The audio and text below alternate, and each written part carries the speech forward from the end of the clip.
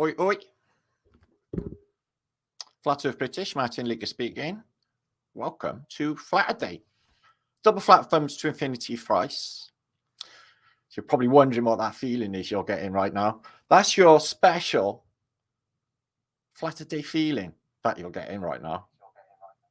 I know, because I got the same. It is very exciting. It is very exciting. I am actually like trembling at this moment, thinking about what I got ahead of me to present to you all, because it's a bloody hell, guys. I've had my head wrecked for absolutely days concerning this matter we're going to speak over about now. But there are a lot of lessons to be learned, and there's some big questions in this. I can assure you that in this post, for the hours that it will probably last, there's going to be hundreds of things in this that you're going to say, holy fuck, is that true? What are you doing to my Brian, Martin? And things like that right through. So it's going to be one of those, okay? But I can assure you what we're going to start with is it's so good and so juicy. Here's OTW. I was on his show. Check this guy out here. Go and sub to my brethren there. Okay. Son of the family over in Canadaland. OTW, Patrick, it was absolutely fantastic. I went on his show a couple of days ago. I'm going to get them all over here eventually, all these people. Z, OTW, Wide Awake, all these people as part of our extended family. I think it's very important. Amy, you're a beautiful human being. I'm going to get to all that loving on you stuff later. Okay. So it's been a very truthy week. It's been carnage. It's been on a personal level, it's been like a roller coaster ride of holy fuck, I'm done for too. Okay, this is pretty fucking wicked. And it all works out for a reason, all for a lesson, as I'm sure we all know. It's what you put out into the universe, isn't it, guys? So we're all works in progress, and there's no instruction book, is there, actually, for this realm? No, there's not. I didn't see it. Anyway, don't say the Holy Bible. No, not that one. Any other one? No, that's right. So what I am going to present in this, now I've had these picked apart, and I've had basically the same photographs made in all AI form for a comparison. They're similar, but not the same. And what we're going to look at is fantastic, absolutely fantastic photographs of mud flood in Paris in an event that was said to be in 1892. Now, if this is bogus, which I'm sure we'll all disseminate right now and work it out, because, you know, we are truthers, and I think honesty is definitely a thing. Okay, so we're going to look at these with a critical mind, and we're going to, you know, make a judgment about these. And I think that it's fuckery, is what I think. But if that is the case, what it has done is somebody's gone to the extent to fuck with the Tatarian mud flood narrative to that extent. Then it leads me to think that A, well, we're definitely on the right track, and B, why would they leave breadcrumbs? Because this event is a wider event, and apparently some sort of cataclysm I've never read about before or known about before. That is sort of not really an official narrative, but there is some information and documentation concerning it, even witness statements. It's mind-blowing. Anyway, so we're going to look at these pictures, Wonder Wagwan, because it is a mighty mind-blowing, I can assure you. And then we're going to have a look at, we're going to pick it apart in the same way as we would do a criminal case, see if this shit's for real. Okay, so is the nature of Flat Earth British. And we're going to look into how all this, even in the official narrative, there's a flood, a major flood, like, which is on the thumbnail actually of this, because I didn't want to show the other ones on the thumbnail just now for a reason that will become apparent a bit later. There was a massive flood apparently in Paris in 1910, very same year apparently that the Great Exposition, or the Exposition Universelle, was apparently being demolished. Is there any coincidence there or correlation going on? Now, there is something I'm going to show you later that may freak you out a little bit, and there might be a lot actually that may freak you out, make you feel a little bit, what's the word? Puzzled. Let's just say puzzled as to what is fucking going on. Okay. Now, as I said, there's a lot in this post, guys. It's a lot of mind-blowing stuff. We're going to look at the age of invention, some of the stuff that you think that you got now that is new when it isn't, like the internet, for example. Okay. Skype age. How far back does Skype age actually go? Skype'tiquity is what I'm thinking. We're going to look at that. We're going to look into visomatics, internet ordering in the past, etc. We're going to look into odd devices for mentally ill people, crazy inventions that were absolutely fan-fucking-tastic, but they didn't carry on with them into the modern day. There has to be a reason for that because they're fantastic. Cool ideas of the past that are absolutely genius. You don't see them in the modern day because the modern day, they are leading you to think you are living in the modern era. Hey, no, this is not the modern era, guys. This is the fucking Stone Age, the age of stone stuff. And retardia. We had Tataria, now we have retardia. And that's the end of it. People of the world. And what are they thinking and the way they dress? We're going to look into loads of stuff. Chicago, images of the day, shouts, book shouts. I've been reading a mind-blowing book on decoding the language. See that on there, the cover. Apparently, it's a special designed language that if you're only a right-brained, empathetic sort of person, you can read that straight away. Okay? It's designed that way. If you're a narcissist and a bit of a psycho, you're not going to see that.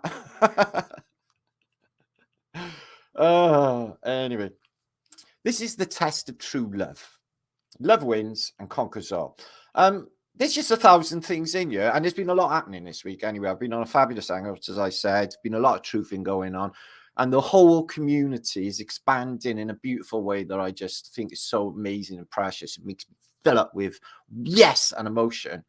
To think that all of these people are all on the same level of awakening as ourselves. It's just like listening to these people in other chats and thinking, Christ, they're saying exactly the same thing as we're saying and thinking the same. So it's across the board, this a beautiful awakening of humanity. As for the rest of them, well, that was just tough fucking shit. I don't mean to be unpleasant, but that was tough shit. Okay. So you know what I'm talking about, don't you? So 395 of you, just shit out of nowhere. This is going to blow your minds. Okay. Now, I know I always say that, but I do, deliver, don't I? But this will be specially crunchy today. This will be concentrated juice, squeezed thrice to infinity. Yeah, that's pretty concentrated. Yeah, it's like quark stuff of orange juice. No 33 orange juice. We don't do that on Flat Earth British, okay? We only have 32 orange juice on Flat Earth British. No one tell Russian bids. Okay, buckle in, guys. This won't hurt a bit. Get comfy, get cozy. Let Martin do the ride. Take you on a roller coaster ride of holy fuck, Matt. What are you doing to my Brian? Now, India's here to witness my complete mental breakdown of the last couple of days. London Man is one of our precious family. We love London Man. He's just like, he's been there all along without us, and he's there. And it's like, oh yeah, you were there all along. That makes perfect sense. It all does. So India, I'm having a nervous breakdown, India, over this video that I'm about to show you now. So if you do have an equal effect to myself, I do apologize. Oh, what is it? I don't feel tardy. Don't feel tardy, and you're super fantastic. Remember I explained to you, and I did an actual human experiment. Sorry to do that, okay? But testing on your super abilities. Most of you in my community page, my poll on which superhero ability would you have, you'll already choose super abilities you already have. And I knew that was going to happen. I want to, there were some selfish superhero powers. But mostly it was like to heal others. It's like, well, even the ones that just did all that dirty shit to us back 2 years ago, and just them and all. It's tricky, I know, but yes, obviously that would be the thing. Click our fingers, they're gone, we get it back, sovereignty for all, and then there's, you know, a safe, clean, fucking normal world for everybody to live in without all this weird fucking shit going down constantly, which we got to put up with, which is intensifying. And, whoa, something on the horizon, okay? And it's not boat disappearing. Something is coming, and we all know it, and it's something that is on the tip of our tongue. You know, for me, it is all of history waking up simultaneously. I think that's what's going on. I think that is exactly what is going on. This time trap portal, they got everyone locked in a dream, and it's very, very trippy once you get in on it. But it's fun, and this is the game. So what the fuck, whatever. Right, buckle in. I'm going to show you some stuff that's going to blow your head off. Now, this is probably them fucking with us, but it's the reason why they would be doing that. And then leading you on to the bigger narrative with the bigger questions, okay? So today I am Marticus Farticus, Master of Disaster, not named by me. That was named by Laurie. So I'm Master of Disaster named by another. Okay. There's Missy, there's London Man, and Sovereign Being over there. So I was on a hangout. We was all old friends, known for many, many, many eons, who just met up again. This is what it is, guys. So Hugh is getting it. Okay. This is the new thing on Flat Earth British. Okay. I'm going to have an army of attack donkeys. And it's the ultimate icebreaker. If you ever take a bird out on a date, yeah, and they're like, you're in a posh restaurant and everybody around's pulling funny faces like they do. And I'm fucking, look at these two frowning and all of that. The best icebreaker to do is a loud just out of the blue. Okay. They can either laugh or respond with a meow or a woof like normal people, or they can just cry into their fucking tomato and basil soup, or whatever, pistachio soup, or whatever they're eating in this posh, fanciful restaurant I haven't gone in. Because I wouldn't actually go into a posh restaurant on a date. A kebab down the ship shop. You're having a kebab. Okay, moving on. So you see where we're going with this. Okay, but now some serious business, as I'm sure you will agree. Okay. Dick-a-dum-dum. Right, behave. Quiet, children. Right, quiet. Okay, we're all learning something together. There's Rowena. Now, I've got pictures that Rowena drew that I was going to show, but she said, don't show the pink picture. There's only 3 of them, and none of them are pink. Okay. So I don't exactly know where to go with that. So don't worry, that's too difficult for my Brian. Anyway, let's move on. So Lizzo, I'm going to talk about his brilliant idea earlier, what he was thinking about. Carrot and coriander is quite nice. I like that one myself. Okay. Cook you carrot and coriander soup. Okay. So share screen, buckle in, make sure to share this out, because I can't even be bothered. It doesn't matter. Don't give him your energy. Don't even care about fucking YouTube things. Okay. Now, this thing here is a video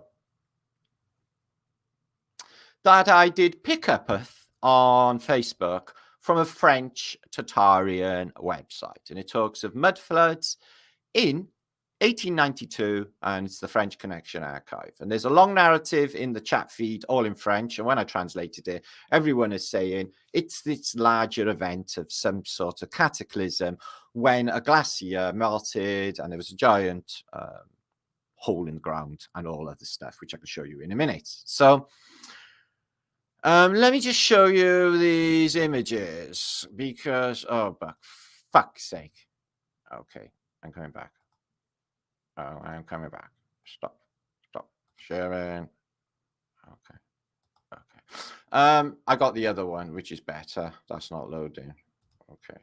Please bear with me for a second. They got a whole new thing on StreamYard, and it's just messing me up. knowing where I am.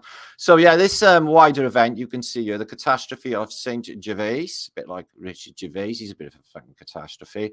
And it happened in 1892, and it was large mudslides and tsunami mudslides events. And the narrative is there. I'll give you the link I put in there. But it was a large disaster, and it was in the Low Alps, and it caused a large mud tsunami that headed in the direction of Paris, weirdly enough. And there's photographs of this giant hole that appeared 1892.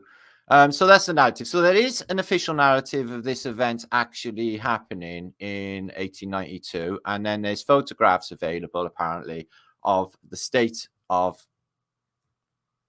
Okay.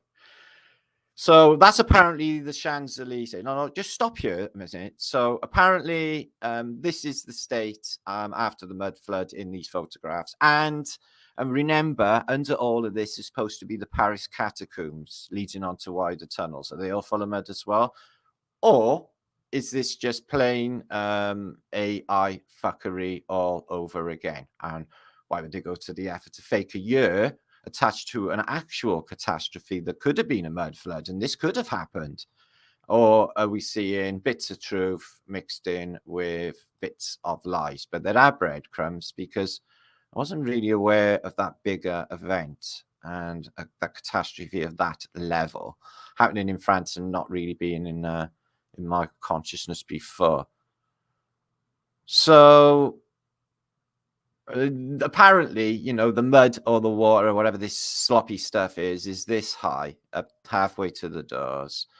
And something about the angle of the Eiffel Tower, which in 1892 had just been completed, apparently. And what you would, in your mind's eye, expect exactly a mud flood to look like. So that is the mud running down the street, around the corners of the buildings, and then eventually solidifying. Here's your mud flood. Okay, half-covered windows, dig it all away from the buildings, blah, blah. So it exactly fits the MO, the fantasy of what all of this would look like in your mind's eye. Okay. Is it too good to be true? Often in this universe, guys, if it's too good to be true, what?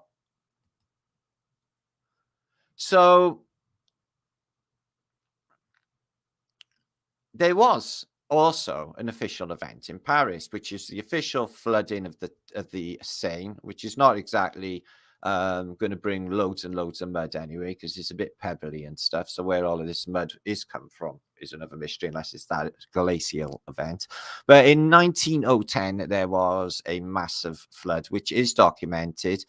But weirdly as well, some of the pictures, something up as well. Even with the, you know, this is not in the official narrative, and I've not seen these photographs before in 10 years of searching on the interweb of all of this type of stuff. Yeah, guys. So, excuse me. It is just glitching. I'll come back now. It's a bit of a head fuck, actually. I don't know what to make of it. I don't know what to make of it. So, yeah, so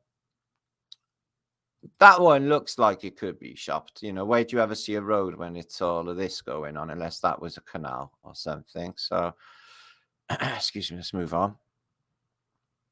Oh, you son of a bitch. It's all coming at me here. Don't worry, guys. We won't let a stupid thing like that beat us. That's 3 times this broke, though. What the fuck? Ain't that weird, guys? Almost like you don't want me to show it. That's 4 fucking times that I've tried to show this on 2 different Huh. All right.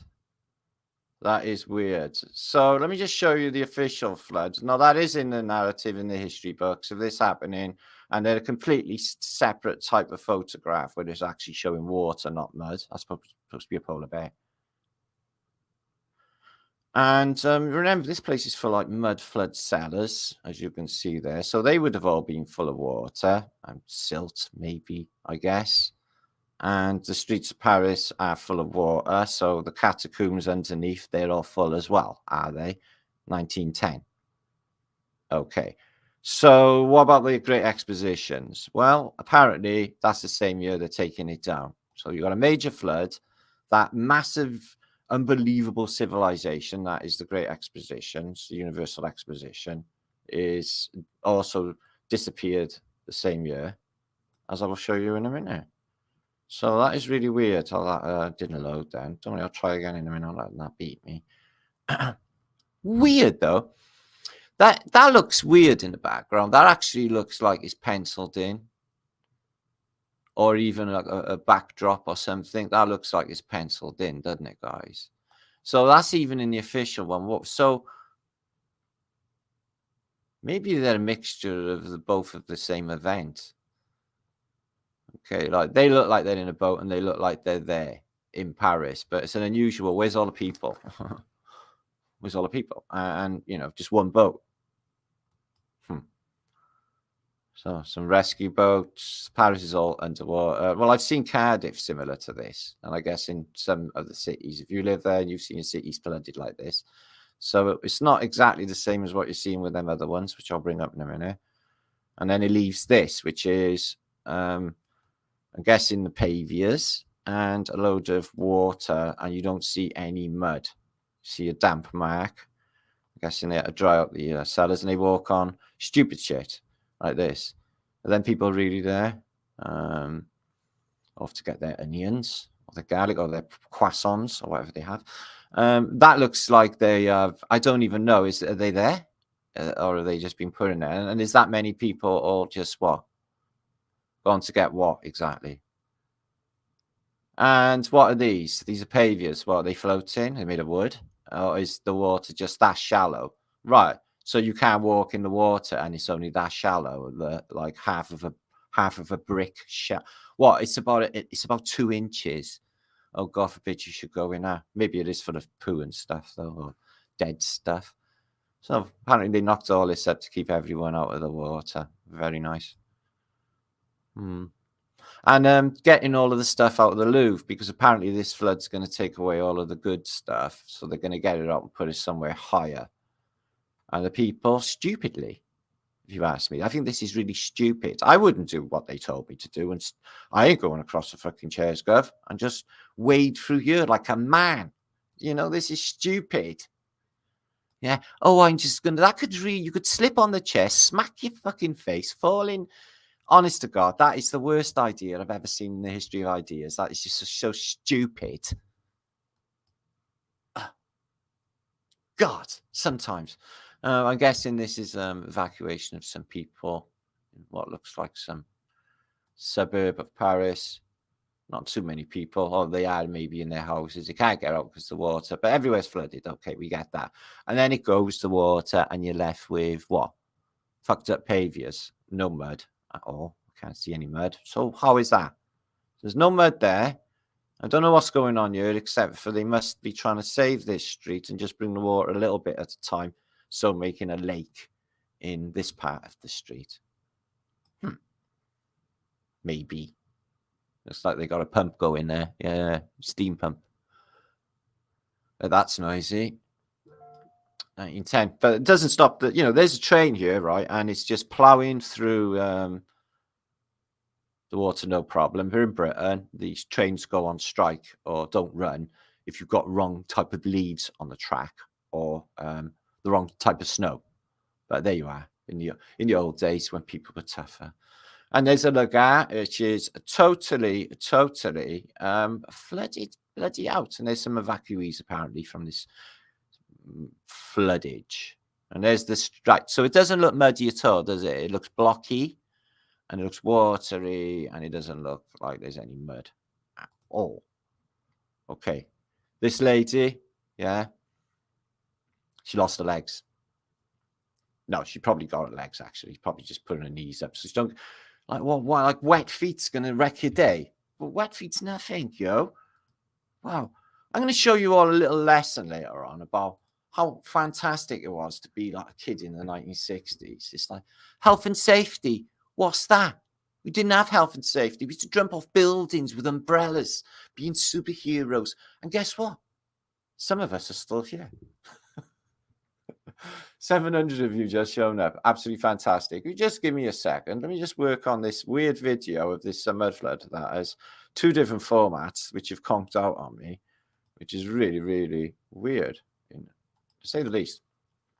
So yeah, if you would share this out, I have it. I have it.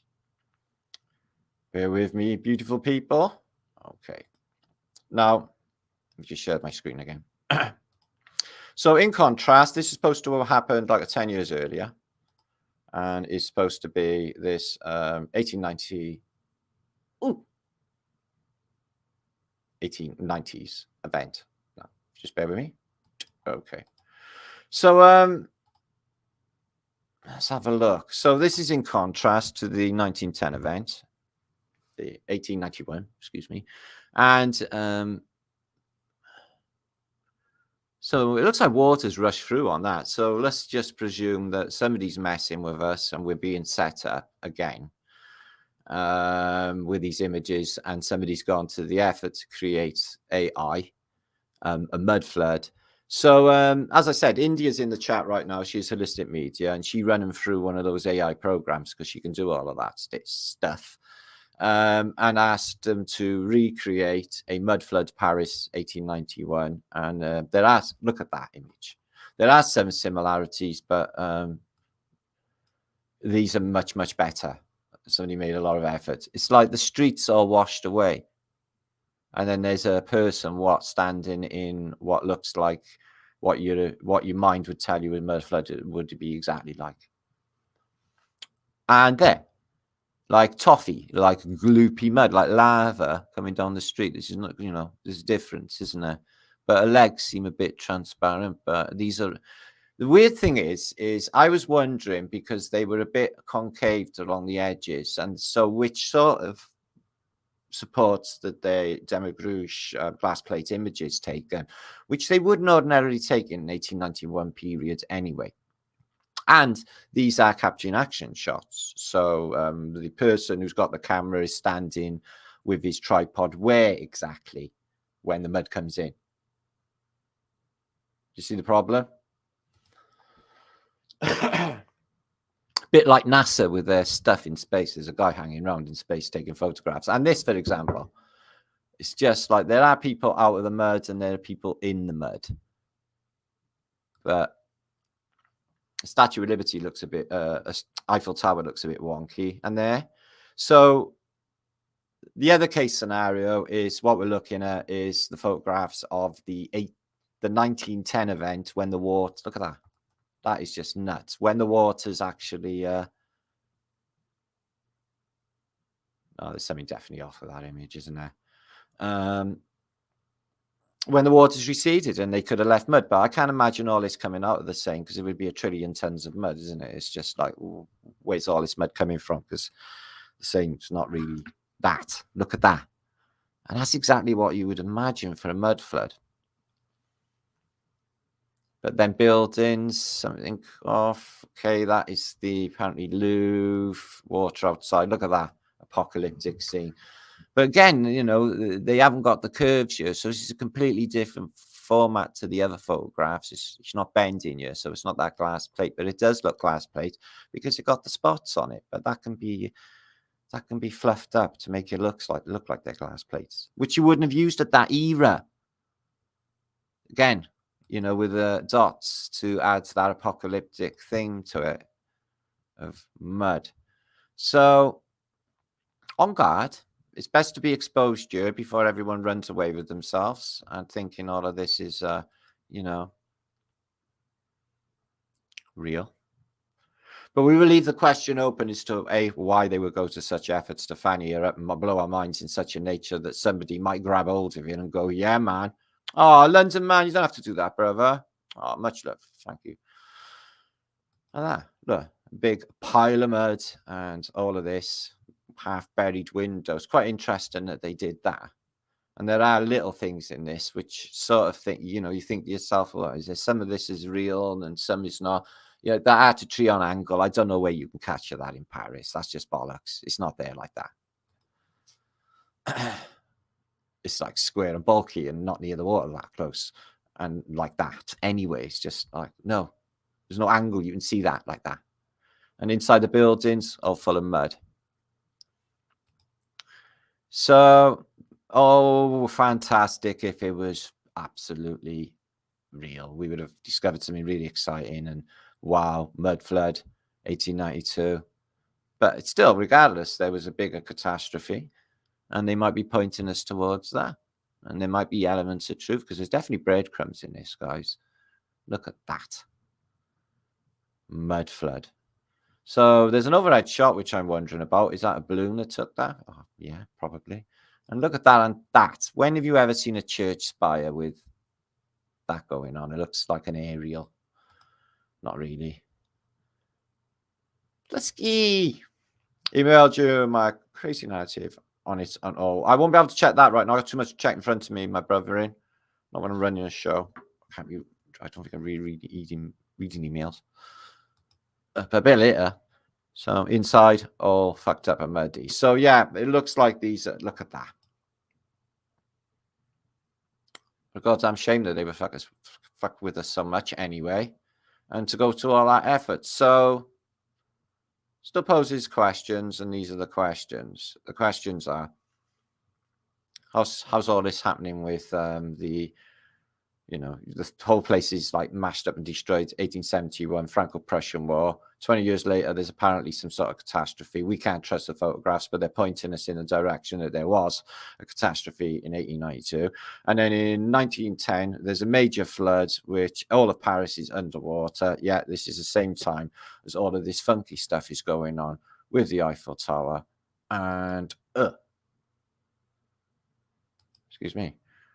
And, so, yeah, mind-blowing. Wish they were, but they look like they're hooky, as even the flood ones do. And all of it starts to look like, which is where does that leave us? So, yeah, concerning this Exposition Universelle, right, there was a load of expositions, but this was one of the most important things. Something that you should be aware of. It's only available in 33 languages. Was held in Paris, and it only went from so they built all of this stuff that I'm going to show you shortly, okay, where the Eiffel Tower is and all of that, and it only ran for opened in the 5th of May 1889, and it closed on the 31st of October, Halloween 1889. What? So all of that stuff for the Great Exposition Universelle in Paris, which is like mind-blowing beyond belief, was only there for like less than a year. And not only that, it was one of the most expensive outside of the Pan-Pacific, and it was boycotted because it was to commemorate so many 100 years of the independence and the Basques, etc., and the falling of the Bastille, etc. And the main monarchy of Britain, because of the theme of the exposition celebrating the overthrow of the French monarchy, nearly all European countries with monarchies officially boycotted the exposition. The boycotting nations were Germany, Hungary, Belgium, Spain, United Kingdom, Italy, Netherlands. So basically all of the monarchies of Europe boycotted in all the European countries. So it was left to just like Serbia, Siam, and Nicaragua, and independent nations, which I find weird because, they got all of that expense, where a country has just been, a city has just been destroyed in the Franco-Prussian War. And they got, there's rumors of war at this time as well, because, they've got, they got this massive line that they've just invested upon. Massive investment, the Maginot Line, which is across the entire, what you know now as the Western Front, to separate France from Germany, because they think that Germany are coming soon, which they did shortly later. And then they got, like, the city's destroyed, and a bit like San Francisco, City's destroyed. 9 years later, they've built the entire city back and a great exposition. In fact, that's some feat. Same here, city destroyed, massive exposition, all of this, and it only exists for 10 months. For 10 months. And it's all over by that year of that flood we just showed you in 1910. Find that weird? This whole world that you see in this area has disappeared. The only thing surviving is this. Now, take note for later of the size, and I keep going on about it, but later on you're going to understand why, of the arch and the people of the Eiffel Tower. Okay, try to get an idea for how small the people are and how big this arch is. Okay, so later. Okay, now with the exposition, it all got, like I explained, it all got demolished. It's none of it's there anymore. It's the only bit left is the Eiffel Tower, and they had, excuse me, all of these buildings were demolished. Now, I've collected some images of the demolition, and I'm wondering why, when it's in 1910, they've only got engravings and there's no satisfactory photographs, and the interiors as well, just all taken apart, smashed to pieces, because these are apparently temporary buildings. Was that temporary tree as well? That massive tree to go alongside it. Something definitely off with an air balloon there. And look at that. It's in the dome, the air balloon. It's interesting. So, yeah, they demolished everything you see here, weirdly. And all of these different countries that you see represented in the expositions. I covered on my last post, which was human zoos, which they had, by the way. So, yeah, look at all of these. Demolished. Demolished. Demolished. Demolished. Demolished. Demolished. Demolished. Demolished. Because they're all supposed to be temporary. There's something really off with that. So they built this beautiful one building for Nicaragua, okay? And it's apparently that big, and it's right next to the Eiffel Tower, like that. And then it's there for 10 months, and only 600,000 people go to visit it, because the rest of Europe couldn't give a flying fuck. So obviously, it's like the Millennium Dome. It's a big white whale. It's a flop. It's not earning any money whatsoever, is it? If that's the reason for the catastrophes. Anyway, let's move on slightly. The demolition of this Universal Exposition of Paris is really unsatisfying to me. That looks like it's been hit more by an event rather than the demolition crew. And where are the demolition crew? And what's with all of this rebarb sticking out? What exactly is going on? And why aren't we getting satisfactory photographs? This is apparently, according to this, Flaveur, 1910. That got messed up in the flood of 1910, it says there, okay? So the flood did that. What? And again, it's an unsatisfactory picture. It looks really engraving-like.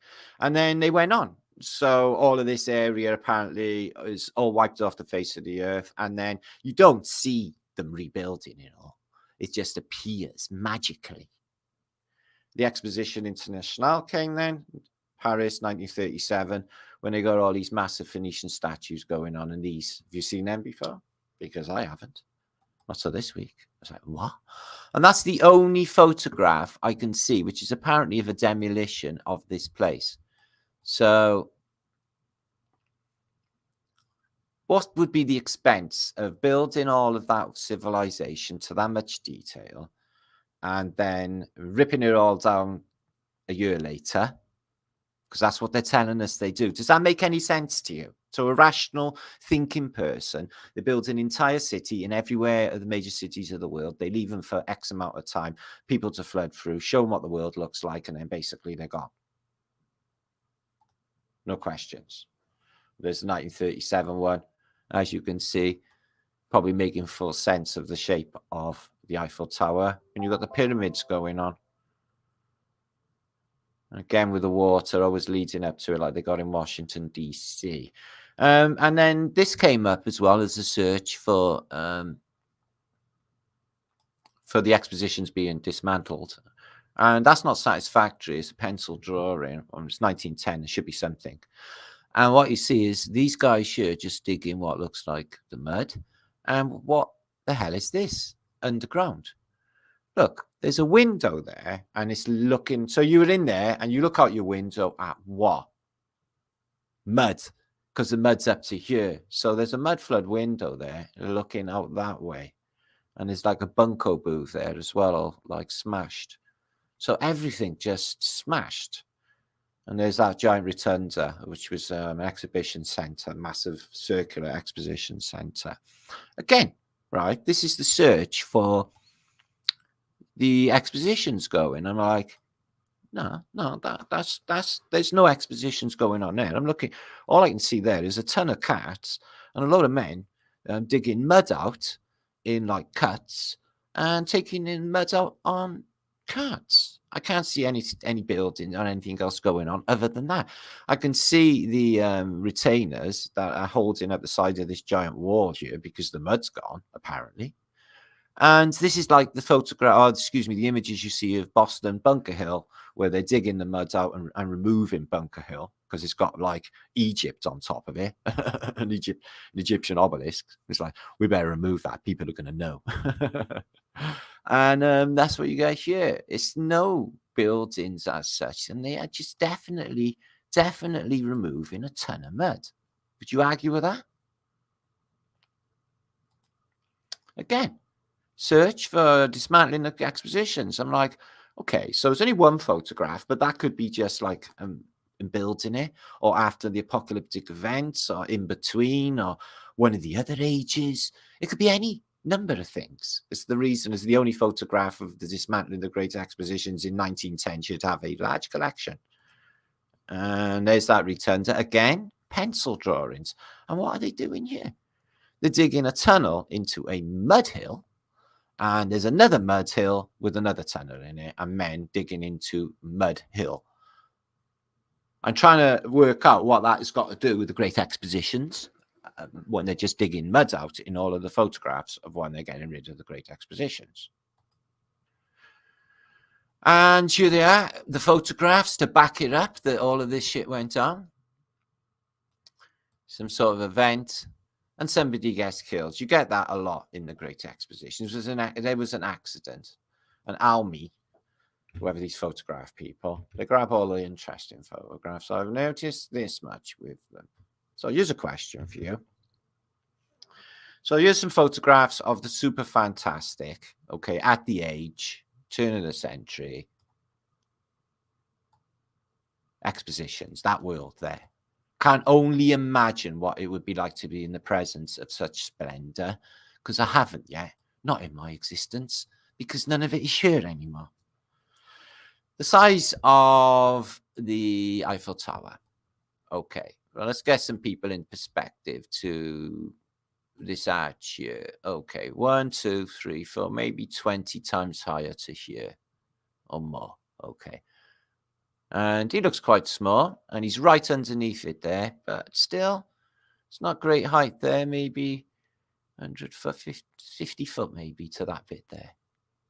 100 foot maybe up to there. Okay, so that is it in the Great Expositions. So why is it like that now?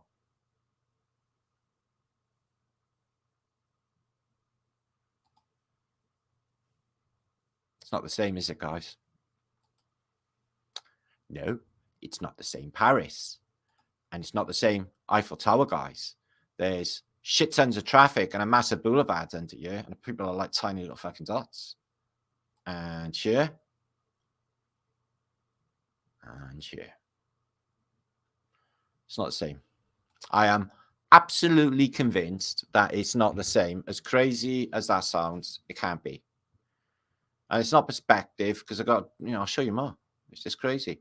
So here is Paris, beautiful photographs, all from an aerial perspective. Lots going on. So interesting point. I was on a show the other day, as I mentioned, OTW News. Fantastic hangout. One of those classic moments in truthism. And Lizzo, who's in the chat now, mentioned an idea that when you get the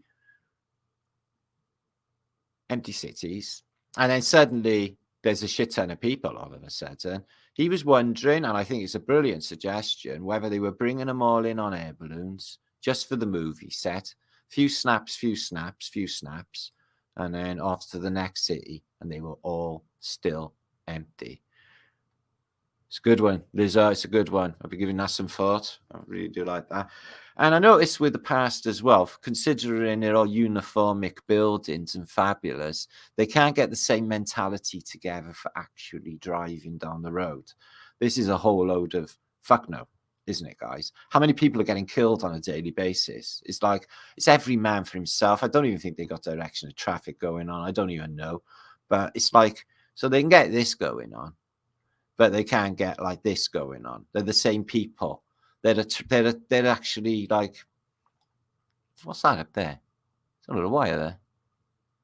They're actually afflicted by, we can build brilliant shit like that, but we can't get anything else togetherism is what they're suffering with. Look at this. Look at this. So yeah, it was all underwater. It's at the Hotel de Ville. I'm not sure. Because it got, no, it's not. It got actually demolished. So yeah, they all got a load of loveliness in Paris, haven't they? Look at this building. This is fab. I love this one. She's got a weird sort of hairdo going on, that woman there. Okay. Not sure what to make of that. Anyway, we must move on. We must move on. There is lots to look at, and we got to get on. Okay. So yeah, that's just nuts. That is. That's 10 types of nuts. That is. There's something definitely going on with the Eiffel Tower. I'm going to show you that. That's different perspectives. So there's that flood.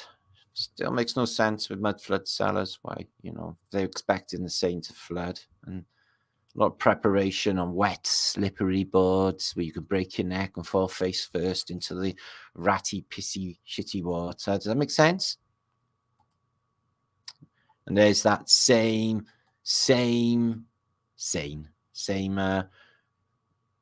Obviously, it's an altered photograph because it's been colorized. But again, you know, this is small under here compared to the 6 lanes of traffic and the park in the middle and all the pavements and shops that they got underneath the other one. You know what I mean? Michelle, I got a photograph collection of this. I'm going to show you in the near future. And it shows you all the streets in here. And there's a lot going on in here. It's a bit of a start thought thing going on. But we're looking at just the tip there, aren't we? It's all fantastic and below. So these are some beautiful colorized images of France to give you a flavor. That's what we're doing at the moment. Look at this, all buried in the mud. So what they do, they just dug all of the mud away, built the bricks up to the mud, and then shoveled all of the mud back against it for no reason whatsoever. Or is that just the top of something? Because it looks like it's the top of something to me, and all the mud's against it. You wouldn't do that. You wouldn't have all the mud fall against a building. It causes damp and stuff. They just don't do that in the buildings. It makes no sense to do that. Get it away. Retain it any way possible. Just keep it away. Water kills buildings, like nothing else. It's the last thing you want in the world. I'm not sure what this wire is, but it's connected to that top there, over to that street, that building, and onwardly. And he's supposed to be for advertising. Something else going on. They've only got horse and cart in Toulouse. They let me loose in Toulouse. Nice little buildings there. And then they just abruptly stop on the shore of Trisbert. Which is a beautiful seaside resort. I'm guessing their seaside resorts are a little bit better than Britain's. I'm not so sure anymore. Maybe theirs are to shit. People are saying, like, Britain's one of the best countries in the world to live in. It's like, holy fuck, is that so? How bad is it everywhere else? That's frightening to even think about. It's not a nice thought, Matt. So, this is Marseille. And this is that famous lift, which goes up a load of mud. Got to ask yourself, what is it doing there? It's so ugly. You know, limits of the city. Weird. That is. So, So this is verse 8, because a lot of water. So hopefully you don't want to go to pee when you see all that water, because you'll be in literally terrible trouble. So here is Louis' vibrating chair. Oh, it might be a fireplace. There's his bed. It's there. Got the bed, Louis. I'm just going to go to poo a minute. I'll be back now. And then he's gone for like 4 hours. He comes back. He's like, where's the toilet? Oh, you didn't get the toilet put in, Louis. What am I supposed to do? I don't know. Go to the garden like this, like our slaves. Let them eat grass. Shh. The walls have ears. Oh, they got ears, but they ain't got toilets. Have they, Louis? Louis was a bit of a loser, obviously. A lot of a loser. But he did have some fine shit for some reason. There he is, Louis. Yeah.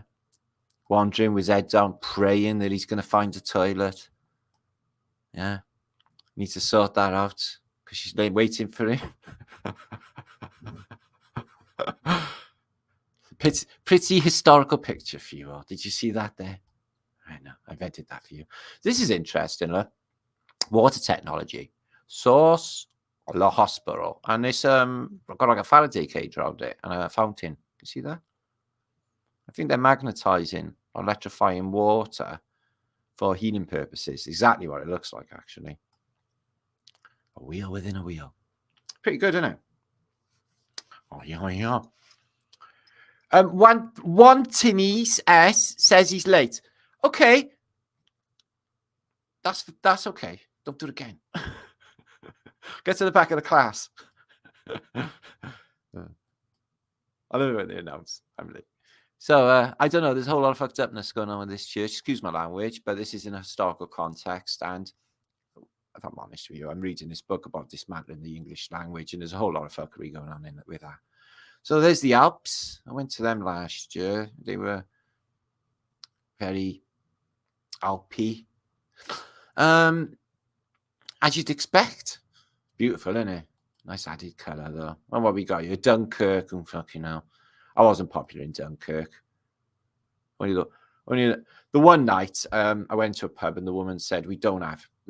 No, she didn't talk in an Irish accent because she was French. She went, we don't have English in here.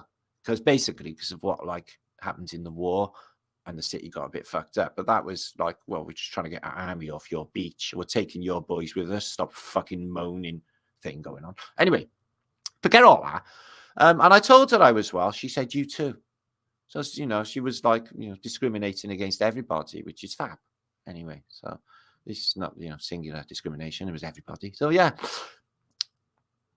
So then I went off and I fucking wrecked Dunkirk like a British legend. And I can show you that I fucking did. Okay? Dunkirk will never be the same. Yeah? I increased the population of Dunkirk tenfold. Okay? On my own. Okay? So anyway, I fucking hate toreadors. I don't like that words and putting that words out in the universe, but in this case, I really don't like them, guys. And that's the ultimate icebreaker. Yeah, they're worthy of torturing. Maybe you should get the bull to just run into them with their horn over and over again. Yeah, swordless. See how that goes down. See, is it still fun, Toreador? Is it still fun? Not feeling it now, are you? Don't chase the bull around with a sword, fucking stabbing it, do you, psycho? That looks like it might be a castle up there. Cruelty to animals. Makes me nuts. Pantheon in France looks exactly like, in Paris, looks exactly like St. Paul's Cathedral, because it is exactly like St. Paul's Cathedral. It's smaller. I haven't got the steps going up. Same unspeakable things going on in there. What is that? Liquidation General. Liquidation General. General liquidation. I'm guessing that's not the incubator department. Fucking hell, guys. Someone was suggesting on a show that I was on the other day that these incubator babies, maybe they were being born without souls. Because Something's got to explain what the fuck is wrong with them all. Is there something deeply wrong with them all? It's just, I'm scratching my head a lot of times. Like, really, are you, can you really, really be that OP? Yeah. Spaceships. They're going to the moon. They're going to the moon. They're going to Mars. Going to Mars, are you? Yeah, we're going to Mars, we are. Okay, then. Keep taking the fucking Kool-Aid. So this here, okay, so all of this here, right, is the Expositions Universelle and all of it. And it all disappears the year like 1910 because all of that has got like demolished, whatever that word means, demolished. And there's no evidence really except for a couple of pencil drawings. Look at that. Look at that. Why ever? Why didn't they just keep that? They could have knocked everything else down. Fine. What about that? And it lights up. It says it's luminous. It lights up. It's a Paris luminous thing that's all pagoda-y. What could you do in it? Spliff. Your spliff break room in the expositions. Does that not make perfect sense? Yes, of course. Yes, of course. Communal bonds. And they got a big wheel, which is a big, massive wheel. These things got like 100 people in them because they're like actual railway carriages. I wonder if that's what happened. Railway train come in, unhooks the carriage full of people because they just arrived from, wherever. And then they take them on a crazy ride round the wheel and say, look, this is the world you live in. And they make them half demented and nutty on a ride before they actually let them out into the world. Like all spinny-eyed and crazy. Like that looks like a really tiny Eiffel Tower to me. Yeah, it's really bugging me, that one. There's nothing going on there. Where is everything? Or everyone? Anyway, we're moving on. We're moving on because we're moving on. Now, the power and the magic of mud. Now, you remember you all got superhuman powers I explained to you. Well, you will fully have all of your superpowers very, very soon in your awakening. So be careful with your superpowers. Don't choose a pervy one that could end bad, like stop in time, that could end naughty. Not everything's about sex, okay? Invisibility, that could end pretty bad, so don't do that.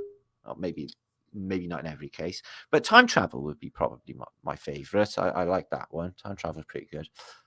You could go back and, make a bet on the Grand National.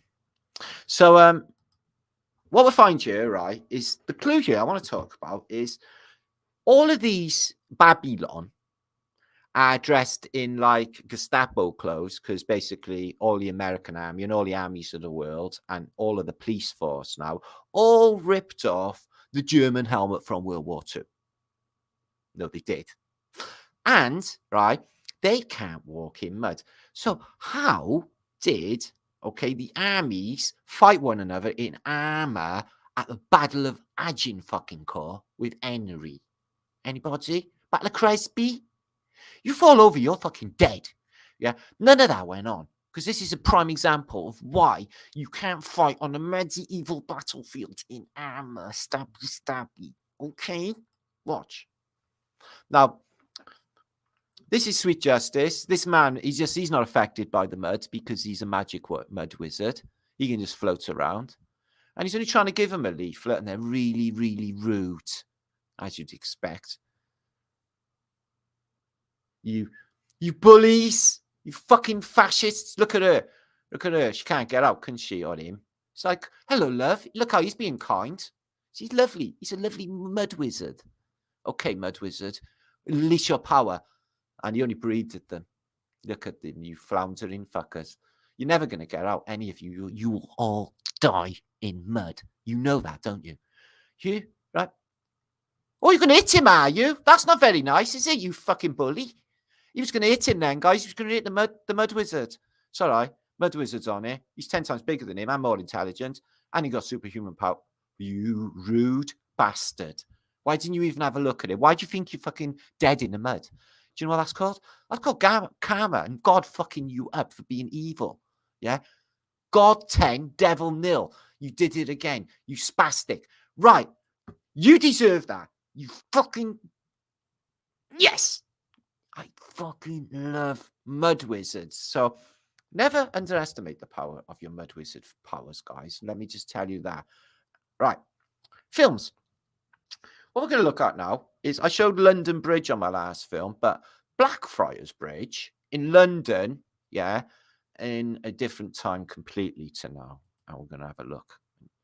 Blackfriars Bridge, 1896. It was pretty early. And let's have a look what's going on. So horse and cats, they built that massive wall with them. Fantasticus, as you would. God, it must have been a lot of poo around. Good for the garden, no? Oh, look at that horse. He looks like he's had a shitful, doesn't he? Looks a typical British horse. But it is cold and miserable. Why is everyone dressed in black? What if the whole world was black and white? And they switched it on in like 1967, like they went basically the day I was born. Maybe. Guess what, guys? You're not going to believe this. My friend moved in friends of mine moved in downstairs, so I've known like since I was a kid, right? I was literally in the Merchant Navy with him. And he's moved in downstairs. He's fantastic. And reminded me of all of the crazy stuff that I forgot about, like, which is crazy stuff. Don't even worry about it. Anyway, I forgot. So, nothing new under the sun is what we're going to talk about now. Now, how long has Skype been around? Now, I have proposed that I think they had television a way longer time than they propose. Slow down, Martin, love. Hit the thumbs up. Show Martin some love. All right, I just read something completely different to what it actually says. Okay, now, what I'm thinking is, if they show you a technology, they've obviously had it already, and, you know, before they roll it out to the masses. So is it conceivable that in the Renaissance past, that some of these mirrors, we have mentioned this before, are actually Skypes of a sort, a communication device? Why not? Why not? There is further back. That's giving like all the colors of the spectrum from his sun disk. What if it's like an actual like transmission from her? She's like, oh, good, loose women. I'm sitting down. Horace. Okay. What about Van Eyck? Well, there's the famous Van Eyck mirror, and it turns out that on the famous Van Eyck mirror appears to be wires all the way around it in Van Eyck's picture, famous picture of this couple, which have this really odd, weird concave mirror affair, which seems to have loads of wires around it. And people, myself included, have indeed wonder, are these mirrors you see in Renaissance pictures, including the Van Eyck, in fact, Skype screens? Because it really does, now I'm looking at it, look like it might be. And some Renaissance there, you see these. I'm sure that's not his tumble dryer. And why would they have such flashy mirrors? And why they can't, you can't look in a concave mirror. Your nose looks massive, and you wouldn't get a proper perspective of yourself. You look like a right clown. So no. Maybe it is a washing machine. He's going to wash his sheep. So what superpower would you have? I did mention on OTW, I wanted Thunder Penis. I thought would be a really good superpower. Big crack of thunder. Lightning.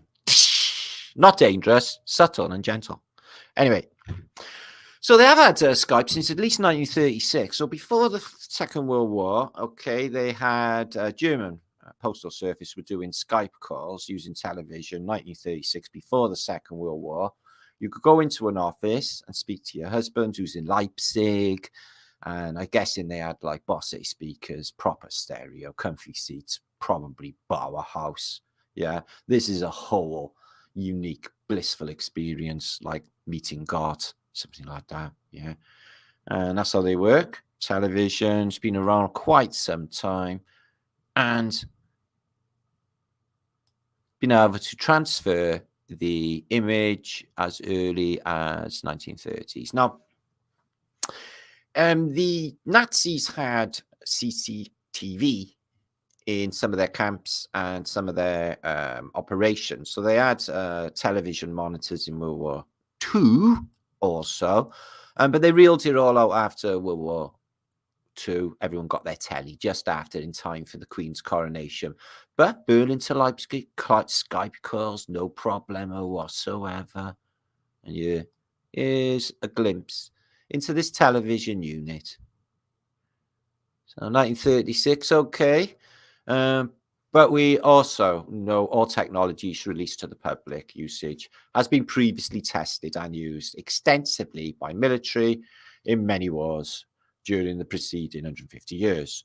So what year does that take us to? So 1936, 150 years, so 1786.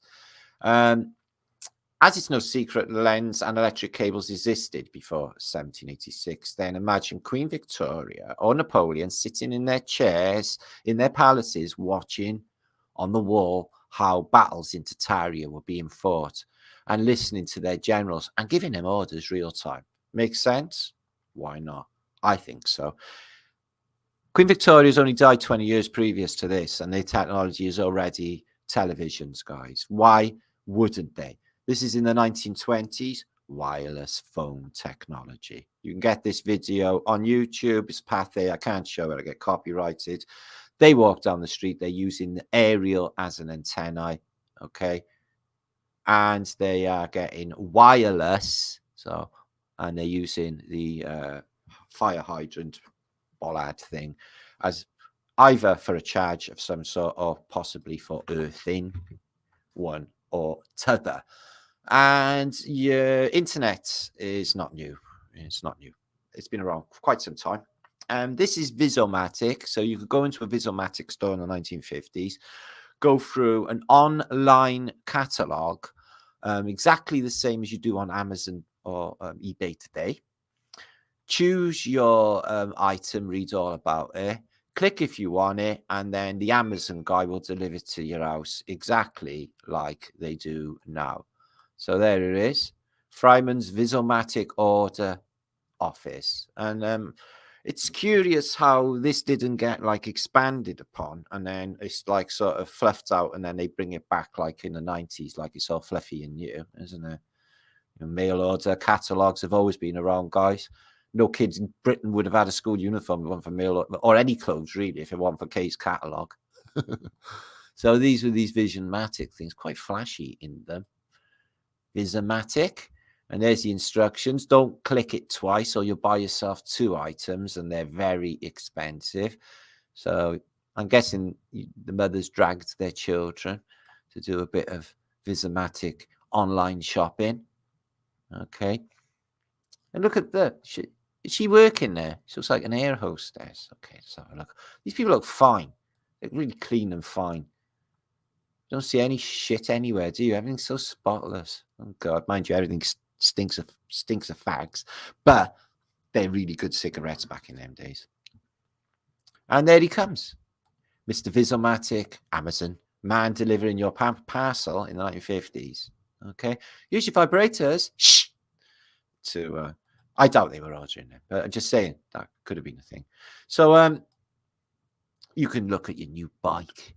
Oh, can we have that, ma'am? No, it's $500, but I already pressed the button. We're dead. It's like a horror film. It's like that episode of Credit Card in Twilight Zone. Did you ever see that? Oh, she missed a payment, and the parts of her life disappeared, like a dog, then her kids, then her husband, until it was too late. So what's the veteran looking at? Let's have a look. Women. Okay, the soldiers go in. So, like, again, double uses for Kay's catalogue. There's always the underwear section, and these sailors are going straight in for the underwear section, as you would. As you would. That is completely normal. Okay, they're smiling, aren't they? They're smiling a lot. You can tell by their cheeky chops. They're really happy. I wonder if they actually move in images as well. Oh, let's have a look. This woman's drawers have fallen down. So I don't really know what's going on there. Use your own imagination. But her drawers have definitely fallen down. She hasn't got a bra on, has she? Oh, dear. 1950s. What's going on in these places, guys? Anyway, in case you didn't know. Now, get ready. The 60s kids rule, okay? I got confused. Yeah. My friend downstairs, that's what I was going to tell you, and I forgot. We're the same age, right? And he's like, oh, I'm 55, Matt. I'm like, oh, well, I'm 54. He's like, well, you're not because you're older than me. It's like, when you're born? It's like, well, October 67. He's like, Martin, you're 55. I'm like, I'm not. It's like, you're 55, man. So apparently, I've lost a year somewhere, and fuck knows where I lost that. And yeah, so apparently I'm 55. Fuck. How did that happen? I've lost a year. Bastard. Excuse me. So this is our childhoods, yeah? A lot of you can relate to this, probably everywhere else as well, right? So I'm like the naughtiest boy you'll ever imagine, and I play out the streets with my gang, okay? And we get up to all sorts of trouble, British style. And this is the stuff we do when we're little. So we sling around lampposts, okay? Always smack yourself out. Okay, brilliant. Okay, down the dump, which is across the road. Torture car, because obviously pyromania is a huge part of British childhood. Okay. It looks pretty shit, but you'd be surprised how clean it actually is and how well behaved and everything. I managed to get through my whole childhood, guys, in places like this, and I never got fiddled with ever. It's brilliant. Yeah. Unless it was me. No, it's you. So, yeah, we did this. Yeah, health and safety. Somebody's climbed up there. We used to do it on massive trees down the woods as well, and like nearly die. Yeah, I know somebody who landed on a railings. This is another thing we used to do. Health and safety. You gotta be fucking joking. Look, just climb over, kids. Yeah, railings. Fuck the railings. But if I land on them, you're dead. Fuck them. Fuck them. Don't even care. And yeah, I know glue was very, very popular back in the day. Or the spliff of what you got? Best Afghani black, mate. I'm going to be fucking now in school. I won't hear a word they're saying. Can I have some? Yeah, that's on the way to school. Okay. And we used to play in these places as well. So they were like pissy, rat-infested, smelly places. And the gullies and just the rat-infested buildings left over from the war and stuff. And never caught nothing, I don't think. And I'm still here. So health and safety be fucked. Except that time I stepped on that nail. Doesn't matter. See these? See this? Roundabout? Deadly.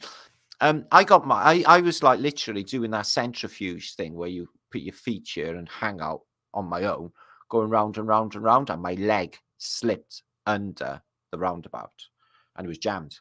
And I was there all afternoon, and eventually I got the fire brigade to get this big Brunellian spanner, undo the bolt at the top, and lift the whole roundabout off of my leg. And all I had was a graze on my ankle, considering I had a roundabout on top of it. That was a terrible afternoon. There was all people on the bus stop looking at me, and do you think they'd help? Bastards. Hide me, Lucy, hide me, I got a piss. So that's something else we used to do, piss everywhere. You know, fill up Lowe's pop bottles, sell them a cigarette. And this is another one. Swinging around the old-fashioned lampposts. I don't know if you're old enough to remember doing that. I used to do it. Okay. Oh, that's brilliant. This is now. So climbing buildings up on the scaffold where you would definitely die. Health and safety, not even a thing in the past. Jump off there into the sand. No problem. Brilliant. This is the best. This is the absolute best. What you get in Britain, guys, is different council estates. They go and have a big, what you call in America, rumble. Okay. In Britain, we call it British Bulldogs. We're going to kill you. Okay. This stuff is like hand-to-hand fighting in the trenches of the First World War. Gettysburg and the American Civil War have got nothing on when two opposing British teenage battlers from council estates get together. Yeah. See this in front of you? This is why Britain will never lose a fucking war. Okay? This is why.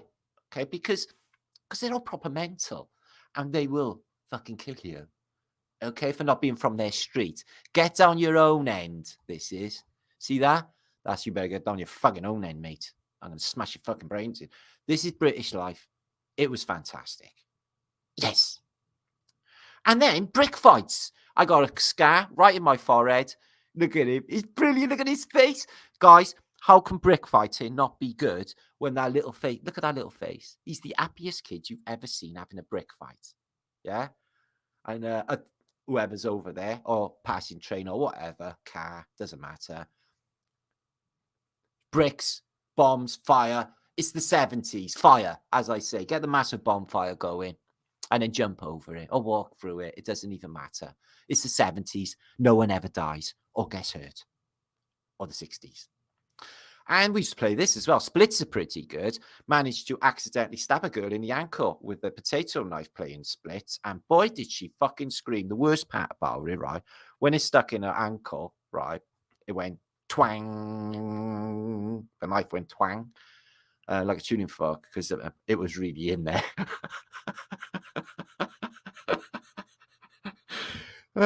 She had to go off to Hereford Hospital. We were camping with the school. It's a long story. Anyway, it was all okay. And the moral of the story is don't play splits with girls. Okay? Ever. That came out wrong. Don't play splits with girls. Look at this. Get a motor running. I'm going to jump that bridge, Tommy. I'm going to jump that bridge. We can do it. We can do it. I'm going to do it. We could die. We won't die. We can jump it. It's the biggest bridge in the world. We're superhumans. That's two boys in their imagination doing just exactly what I just mentioned to you, because that's what I would have done. And walls, we didn't give a fuck about walls in the 1970s. This is a kid. Yeah, look at that wall. What you do in Britain, you do a thing called hang and drop. I did it nicking into Ninian Park football ground when I was a teen, when I was about 13, something like that, little gnarly skinhead.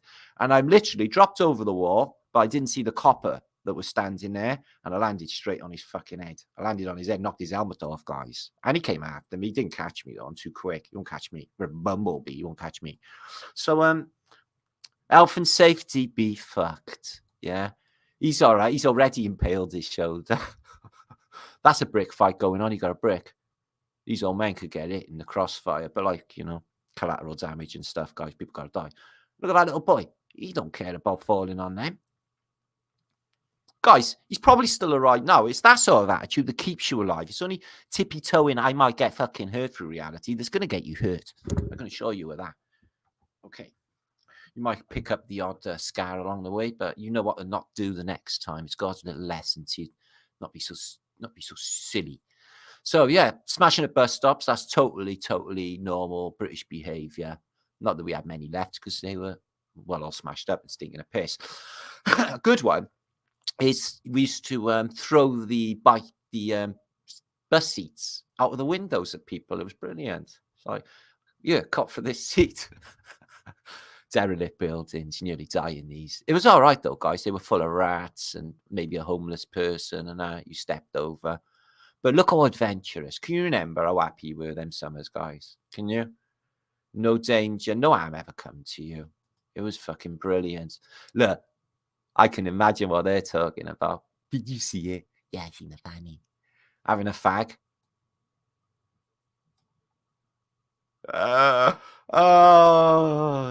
To be young. Take over an house. We did that a few times. I don't know if you make dens. We make dens out of anything. That would have been a boss den. No, we'd have had a best den in there, my gang. Little skinhead there going on. Boss den. What have I going on? See this? This is why no one should ever fuck with Britain. Yeah, yeah. Make my day. Yeah. This is a magnum. It could blow your head clean off. This is what you get. Okay. This is why the Russians literally shit their pants with Britain. Yeah. Because we bum rushed them. Yeah. With fucking Charge of the Light Brigade 2.0. And then we're down the seaside, but it's not really. It's the Thames, which doesn't seem too polluted and stinky at that time. They got a beach going on, which is fucking cool. There you are. Spider-Man climbing up the side of a building. Doesn't matter because you've got superhuman powers because you're high on glue. This is Roath Basin in Cardiff Docks. And there's your warehouses in Cardiff Docks. These days, you can go around Cardiff Basin on a boat. But in the old days, you don't worry about falling in a really deep dock and dying. You go across it on some wood that you've tied together. Health and safety. What's health and safety, guys? It's bullshit, is what it is. You grab a building, yeah, you occupy it, and you make your famous 5 gang for the endless Stand By Me type summer where you have the best time of your entire life. You remember that? Game of baseball. Oh no, they're bricking the old man. He's saying, "Get away, you little bastards. Go on, fuck off, oldie." Baby, yeah, it is that. Pylon. Now, you don't tell anyone in school it's your birthday because you're going to get a pylon. But the good thing about a pylon is when everyone piles on you, so you don't die, sneak out, wiggle out so everyone's like on somebody else. Pylon, people die in pylons. Did you have pylons in your school? They go, pylon! And everyone piles on top of you and you get kicked and your egg kicked in, basically. So great British tradition is the pylon. I've had more pylons done to me than you can even imagine. Than you've even had hot dinners, yo. Okay. And going to play over the railway lines, nicking the detonators, to shoot with your air gun later, they got an explosion like a nuclear bomb. It's all right, the trains don't come off the track. We were clever enough to take them off parts of the track that didn't get used all the time. These tricky little detonators on the changes were absolutely amazing for exploding. And we just fuck about with trains and stuff, tie our friends to the tracks, normal stuff, like normal British kids. Blakey never minded us playing on his coal van because health and safety's not a thing. And he'd give you a little ripper on the block. Huh? Good times, guys, good times. This is why Britain is so fantastic. This is why I'm going to cry. I'm having a really patriotic moment. Brick in the car. Ollie, yeah? Fucking brick it. This is why we will never lose a war. Brick that fucking car is a British attitude that I'm sure many of you right now can totally relate to. Yes? Yes, of course you can.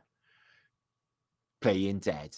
He's been shot with his spud gun. Okay, I seen you move, Tommy. I never moved. You're double dead if you move. Did you know that double dead rule? Did you have that? If you move, you're double dead. You got to stay there for ages, which is shit. Can't respawn and get back in the battle. And see, when we used to choose sides for British and Germans, because we used to have like 50 a side, people used to die in our British and Germans games, guys. They were gnarly. Broken legs, and I'm not even fucking joking. I would always want to choose a German side. Oh, look at this. That'll be on fire later. The kids playing on the broken car, and then your mother calling, Timmy, Lucy, your tea's on the table. And probably not in that accent. Welsh in my case, Scottish if you're in Scotland or wherever you are in the world right now, calling you in for your tea. Do you ever hear anybody getting called in for their tea anymore? Do you know why? Because they get texts. So robbing us of that essential musical parents calling their kids home for tea or dinner. Yeah, I know. The family unit is fuck, guys. Yeah? Spaceship bin cans. Did you ever play Spaceship bin cans? Or touch off ground. If you touch your ground, you're dead. Because you've got to play. You've got to manage if you touch your ground. So what you got to do is you got to stay off ground. You remember them playing that? You got to jump to the wall, over the gate. It's called touch off ground. You can't touch ground. Otherwise you've got to manage. Screwing houses, very popular in the 1970s. The guy getting, practicing early, shinning up drain pipes, climbing. And our time-given way of drinking water straight out of the hose pipe like God intended. Absolutely beautiful in the summer. Nowadays, that would not be advisable because you would probably have scriptoperidium and your skin would fall off, etc. God love her. I'm doing it. I'm jumping. Don't do it, Johnny. You'll break your legs. I'm fucking doing it. And he jumps and he broke a leg. But it didn't stop him because what's health and safety? I don't know why I even went to. It's Kes. I went Kes. I did. I went all Kes then. That's a brilliant film. I'm going to cry again. This is too much for me. Do you ever do that? Do you know what happens to you? You end up dead. And you end up vomiting. You end up dead and then vomiting. It's good, though. Look at this. Willy out. In the fountain. This is me. That was me. Yeah. No, I'm not that kind of guy. The guy really out all the time as a kid. That would be abnormal. I was very shy and intelligent, but he is, and they're going to run in. He's pissing in the fountain when they're all in there. Excellent. This is Britain at its best. They got little cattle things here, but fuck that. We're getting in there. They can fuck off. Yes. Okay. We're playing out our street. Britain simply rules. And that is it. They're the happiest bunch of people. I don't know why, because it's a terrible, miserable country, but I think they're a lovely bunch. Don't you? I've warmed to them. I've warmed to the British people. I haven't watched that then. Have you? Okay. Good. I feel the same, guys. Anyway, more to come. I'm going to go and check because I don't even know if I'm talking to myself. Mr. Sad wanker in my bedroom talking to myself. No, there's nearly 1,000 people watching. Double flat Fumz to infinity thrice. Awesome of you to join us today on our Flatterday. We have a lot to go. Okay, and I mean a lot of thuggage, mags, pop. It's the best way to be. You don't want to be in a baby. You don't want to be doing as you're told and one of their little bitches. That's not the way to be going about your life. So yeah, the mud flood thing is crazy. I think it's ARI fuckery, and it probably is actually. But we should be careful. We should be careful about that in the future because it's best to be exposed by yours truly than anyone else running away with it like they do with all other weird fucking stuff at the moment, which is very popular, or from certain sources that I can't be bothered with, as you will see throughout the year. This is the year of Flat Earth British. Right, what are you saying, Nora? I really think the kids are still a bit like that in Ireland. Oh, good. They're not so feral here. The dealers. But like, yeah, it was brilliant in my childhood. It was reckless. It was exactly like that, guys. It was fucking brilliant. Loved it. And I was lucky because it was only really close to the woods here in the countryside. It's like 10 minutes away, Vale of Glamorgan, and it's like a place of outstanding beauty, like 10 minutes away, guys. So I was totally lucky. Never ever went to school. Fuck that. Not with the Vale of Glamorgan over there. Straight to the woods. Fuck school. I got many Angela baby Sako, many images. I've got like another hundreds and hundreds of images to show you. So buckle in. This is gonna get crazy, yo. You won't even know what's going on. So next, okay, let's move back. Let's move straight back in. I'll come back and give you all a big hug, universal hug. Is Alva Billy? Ooh, Eon, Philip, George, Knuckles. We are an hour and a half maybe into it. Hi, Dave. Yeah, go for me a ship is the new plan. We're having a ship next. No, we're having a ship. We're going to get a load of you on. We're all going to live on a big like cruise ship so we can fuck off when it's fun.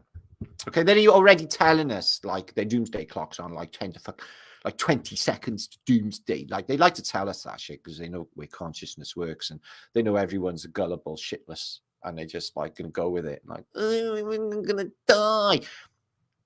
I notice having a conversation with Joe's probably in here right now, and I know how many of my friends have had like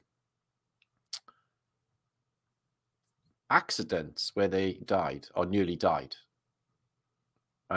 So I was like thinking, you know, also myself, I've had like some really bad accidents where I was like, I'm dead, but then there I was and I wasn't, and I was just wondering if that was actually the case, that did actually die and we're all dead. How would you know? Alva Billy could be double dead.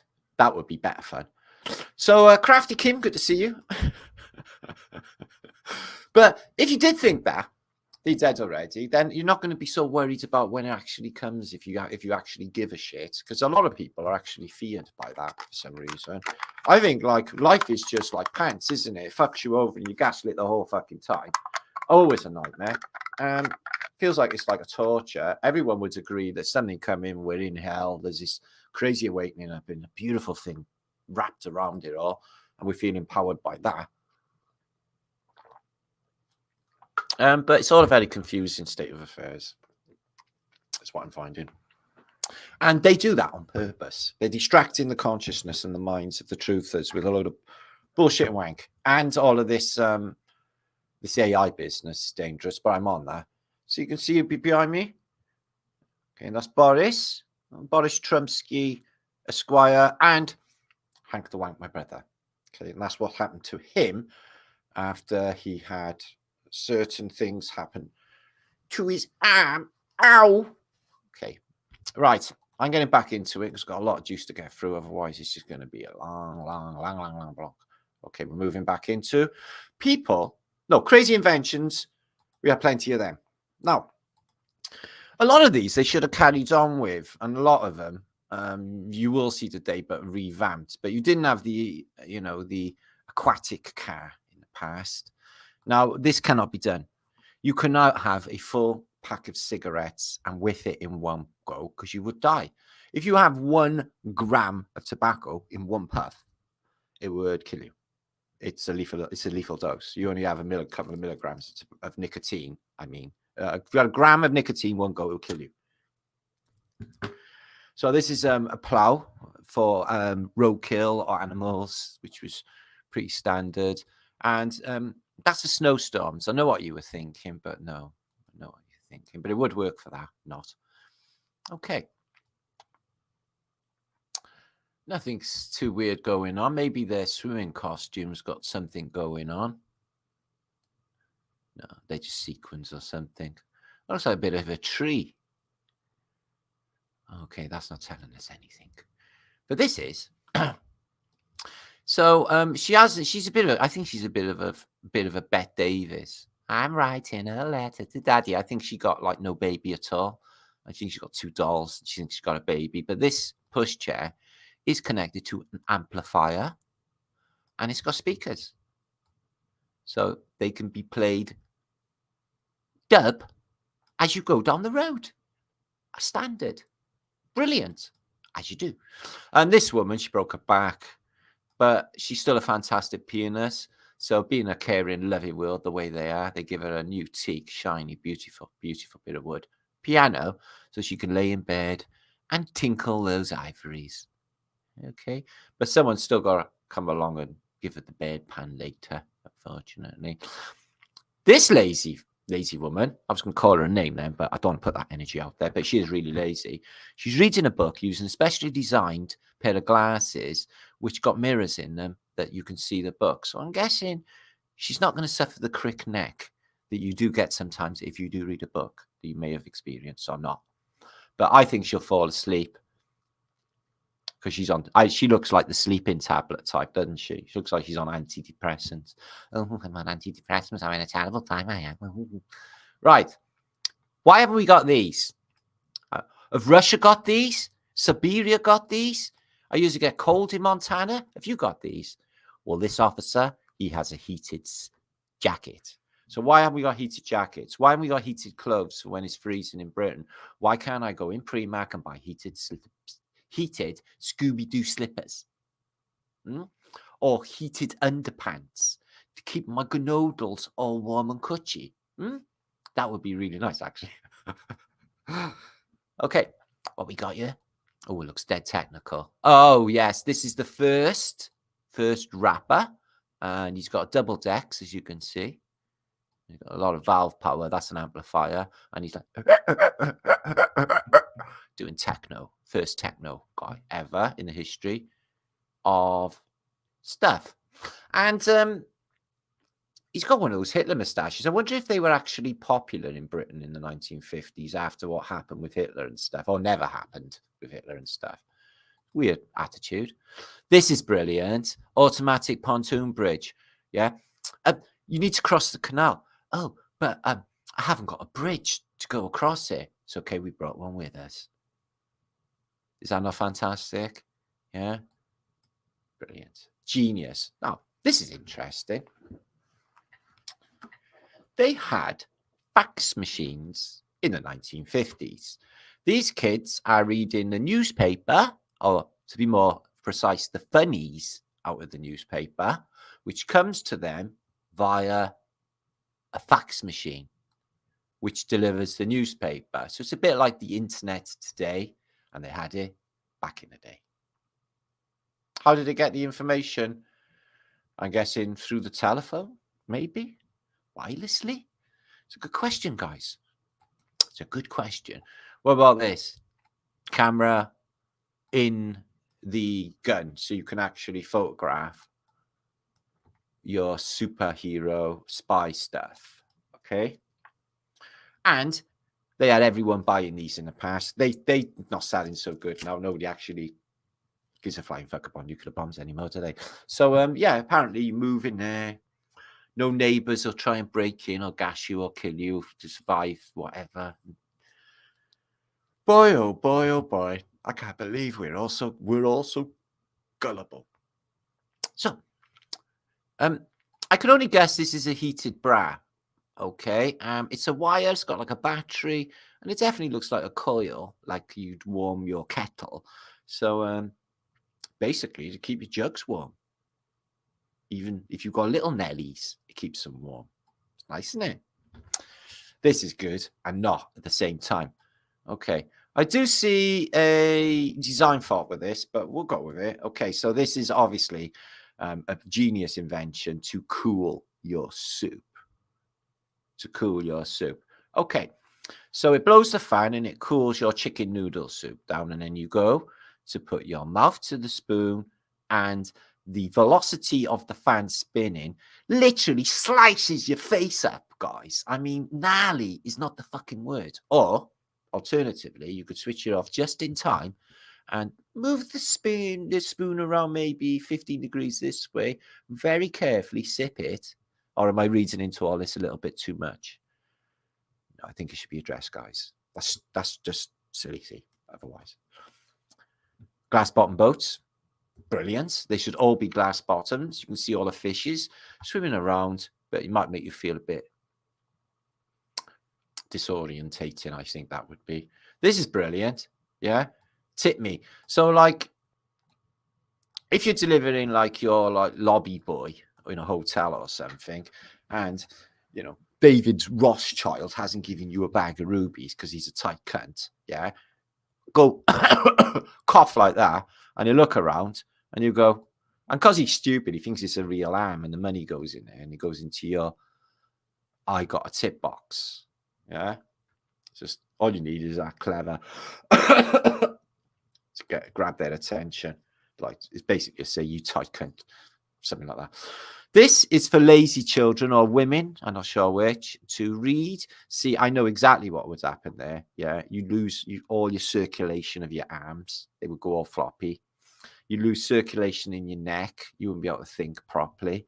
You bake the back of your head on a hot summer day. I can feel about 100 reasons why that is stupid. And none while it's a good idea. That is, she's going to die. But if you did that with spliffs, then that would be a really good invention. 10 spliff pipe. Neat. She died. Superman. So there, this is for everybody was doing this in the past. It's like a wingsuit in the past. You can go skiing on a mountain with a bed sheet on you, and literally you get good air. You can get good air. So this is something, right? So they went from the 1800s with hats on, big black dresses and shit, because it's boiling hot, you know, don't want to keep cool or anything. And they went from that to like 1950s, 60s is, you know, stupid hats on and these aluminium things, which just make you go bright red. Keep your jumper on though, Cedric, isn't it? This, the isolator. He wanted to write, so he invented something that sucked the air out and basically isolated him from the outside world, so he can't hear their shit. I mean, he's in a world of complete quiet. It's an isolator. I think I would feel painfully lonely in an isolator, guys. I'd be like, where is everyone? What the fuck? Oh, it's just too quiet. I don't dig that. Right, jug protectors. Now, this is like, I don't know if any of you have ever had an anti-Peggy. You've caught a titty in the mangle. Have you? No more of titty in the mangle with this. This is a solid breast protector. Okay, tested many, many times because there's a lot of women working in factories in World War II, and literally you do not want to get any woman's jugs maimed in any way or sort in this reality. This, I think this is for sucking milk out and filling up your bath. I don't know. You'd have to. Oh, you can have beautiful creamy bath water. All you need to do is add your pregnancy tit juice to the water and then it will be milky. Okay. So I'm guessing that's better than peeing in your bath, though. Oh, this is brilliant. The snogometer. Have you ever heard about this?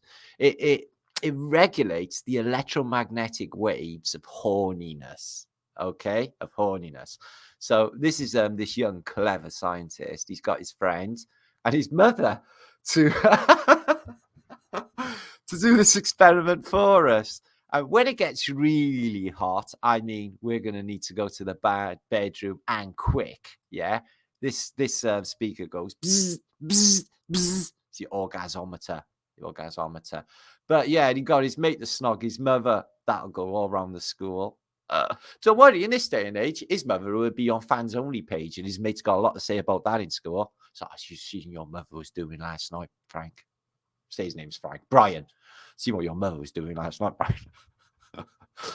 Okay, what's he saying? Okay, chappy, okay, tempo. I'm not sure what's going on. So these are dimple makers. You can put them in your bum to get dimples in your bum if you're gay. Or you can put them around your cheeks and get dimples in your cheeks, which is weird in itself and deforming. Who wants dimple? Somebody told dimples were clever. So if you were any baldies in the chat, anybody suffering with any hair loss, it just means you're more virile. Don't worry, gentlemen. It means that you've got plenty of lead in your pencil. And all of the women know it. So you're all right, okay? But if you want to, like, be a hippie or have long, sexy hair and curls and stuff, this will help you out. New kind of hat, okay? Well, in 10 minutes a day, grows hair in 30 days or no cost. Are you willing to gamble? I think it's worth a shot, guys. Yeah. And you can have, like, big, thick, sexy dreadlocks or something like that. Cat. Meow. This was invented in 1950s. They haven't got this in the modern day, but they should have. It gives off a meow every now and again. It should be a eon, but that probably wouldn't scare any mice or rats. It's an anti-mice and rat fucker-offer device. And seemingly it works, but I haven't seen it tested, but I reckon it does. Okay. I don't think this is called for. This woman, okay, although it is a naked woman in the bath, we'll give her that. Still. So this mirror goes onto that mirror, which shines down onto her back, which shows her the place that none of us ever see, which is the small of our back, and to scrub the back. There's somebody there taking the photograph. Couldn't you have asked them to scrub your back and save all this fucking around with all of the stuff? No, you didn't think of that. I know, 'cause you're stupid. Oh, this is good.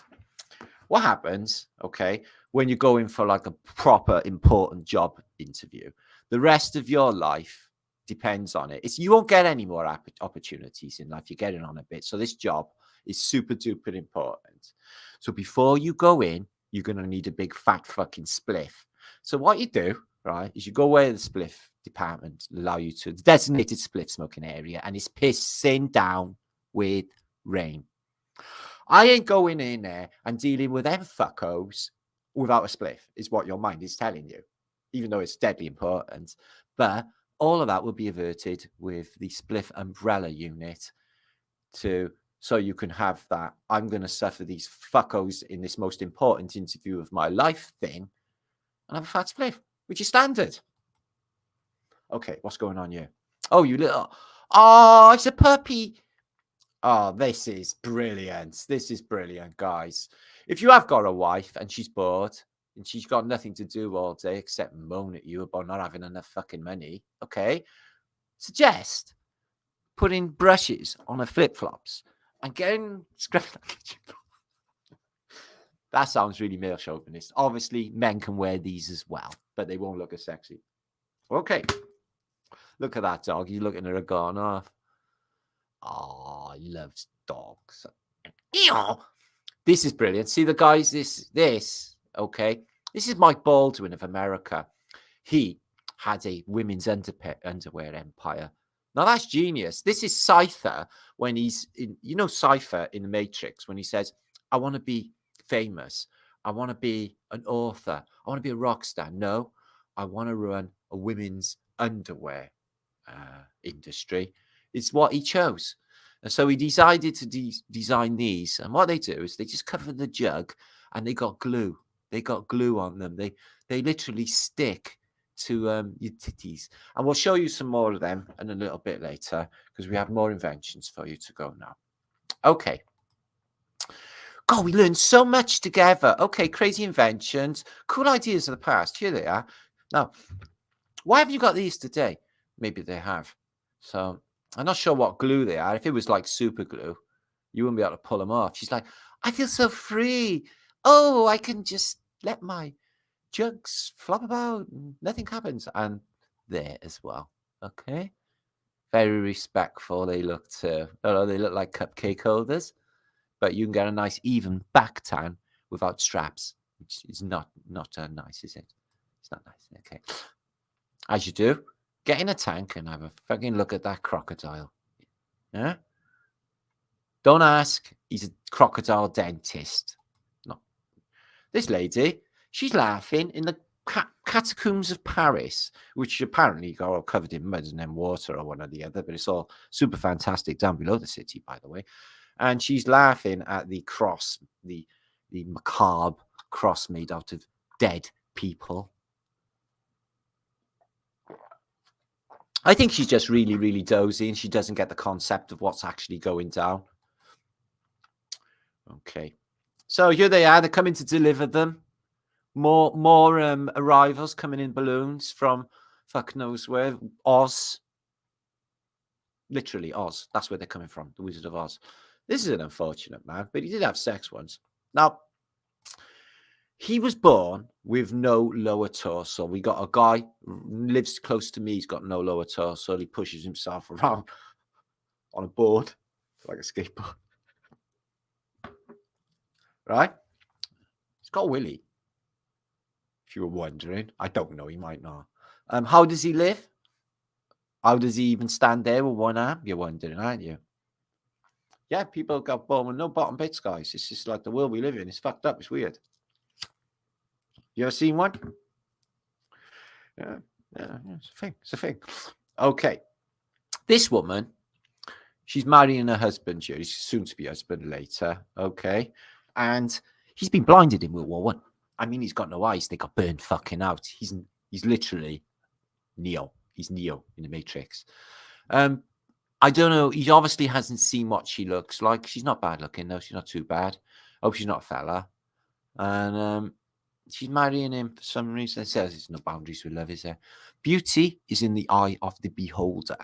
Okay? Only not in his case, because he's blind.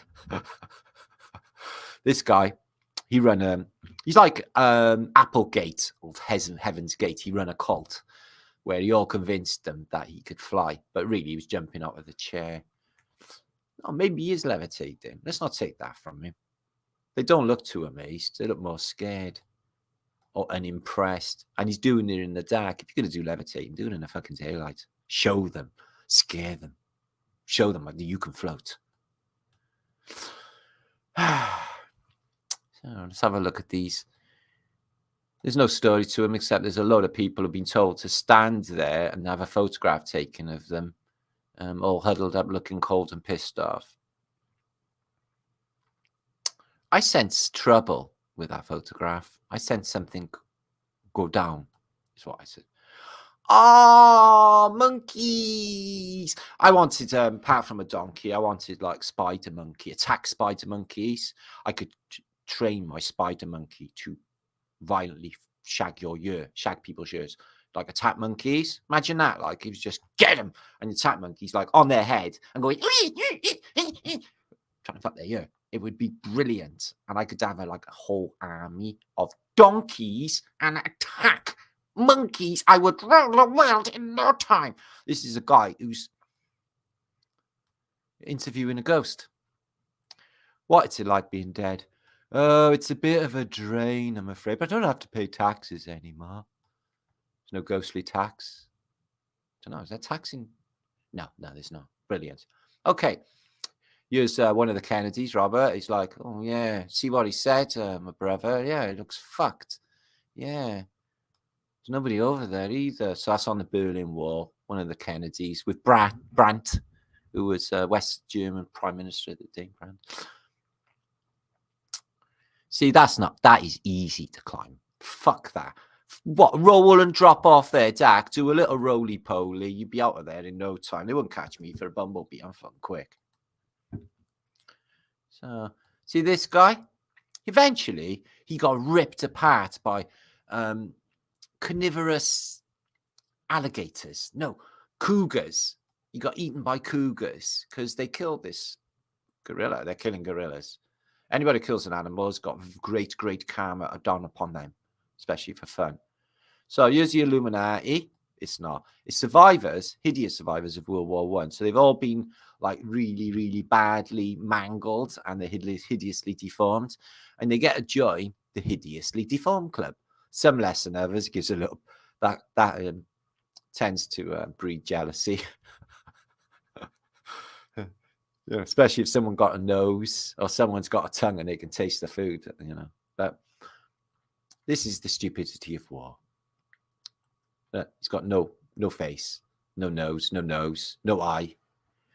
I'll show what he's got no of. Lordy Lord, don't we learn a lot together? This is interesting. This was a medical procedure back in the day. Literally, a blood transfusion with a hair. Yeah, I know what you're thinking. Is that dangerous? Well, not really. I don't think the bear's got myxomatosis, the hair. So what happens is you get blood from the hair and it is intravenously traveling into this woman and apparently it makes her very virile. Okay. So like a bunny, if you get me. Yeah. And she gets all like energized and feeling youthful and fantastic because she's got blood of a bunny. Was practiced in the past, guys. Nowadays, they just do exactly the same with vampirism, don't they? Eating children. But in the days in the past, you could get bunny power. So this is how you hide World War I tanks, World War II tanks under inflatable elephants. So the enemy could just say, oh, right, they got a load of elephants. Oh, I see. I thought they have elephants in Sussex. Is this so? Oh, yes, it's the traveling circus. So I don't think they're fooling no one. So here's Hitler looking a bit snazzy in his Lederhosen. Okay, his national costume for Bavaria is like, do you like my clip-on moustache? That looks clip-on. No, maybe he's just got like really dark nasal hair.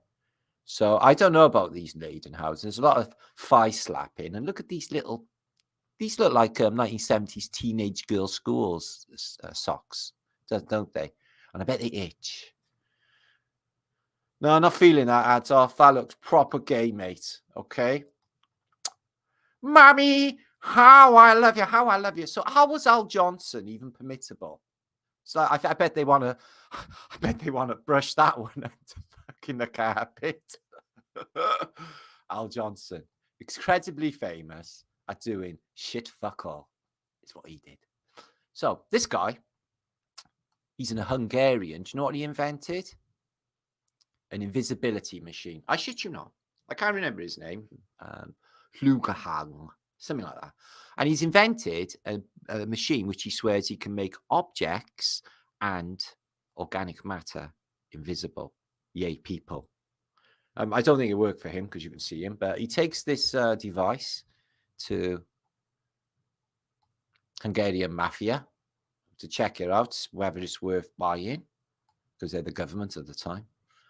But it's definitely given a lot of electricity going on, and he did say it was an invisibility machine. They got it.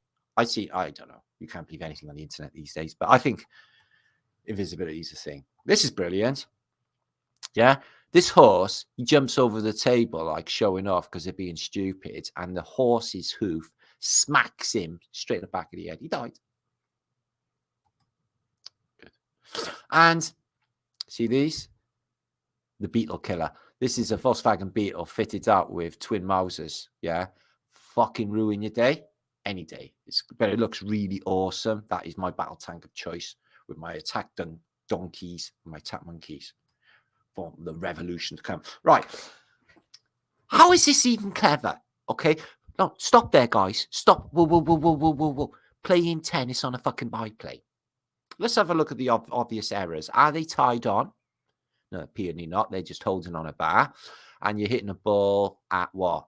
100 odd miles an hour over a wing to hit it back. Now, why would you do that? And who's taking a photograph of you? And what is the practical application of that later on? And how would you save humanity with that later on? So it's almost 1,000 of you almost watching. There's 971 of you watching, and there's quite a bit of info to go. So it's all very juicy. If you would please share this video out and like it if you did. Okay.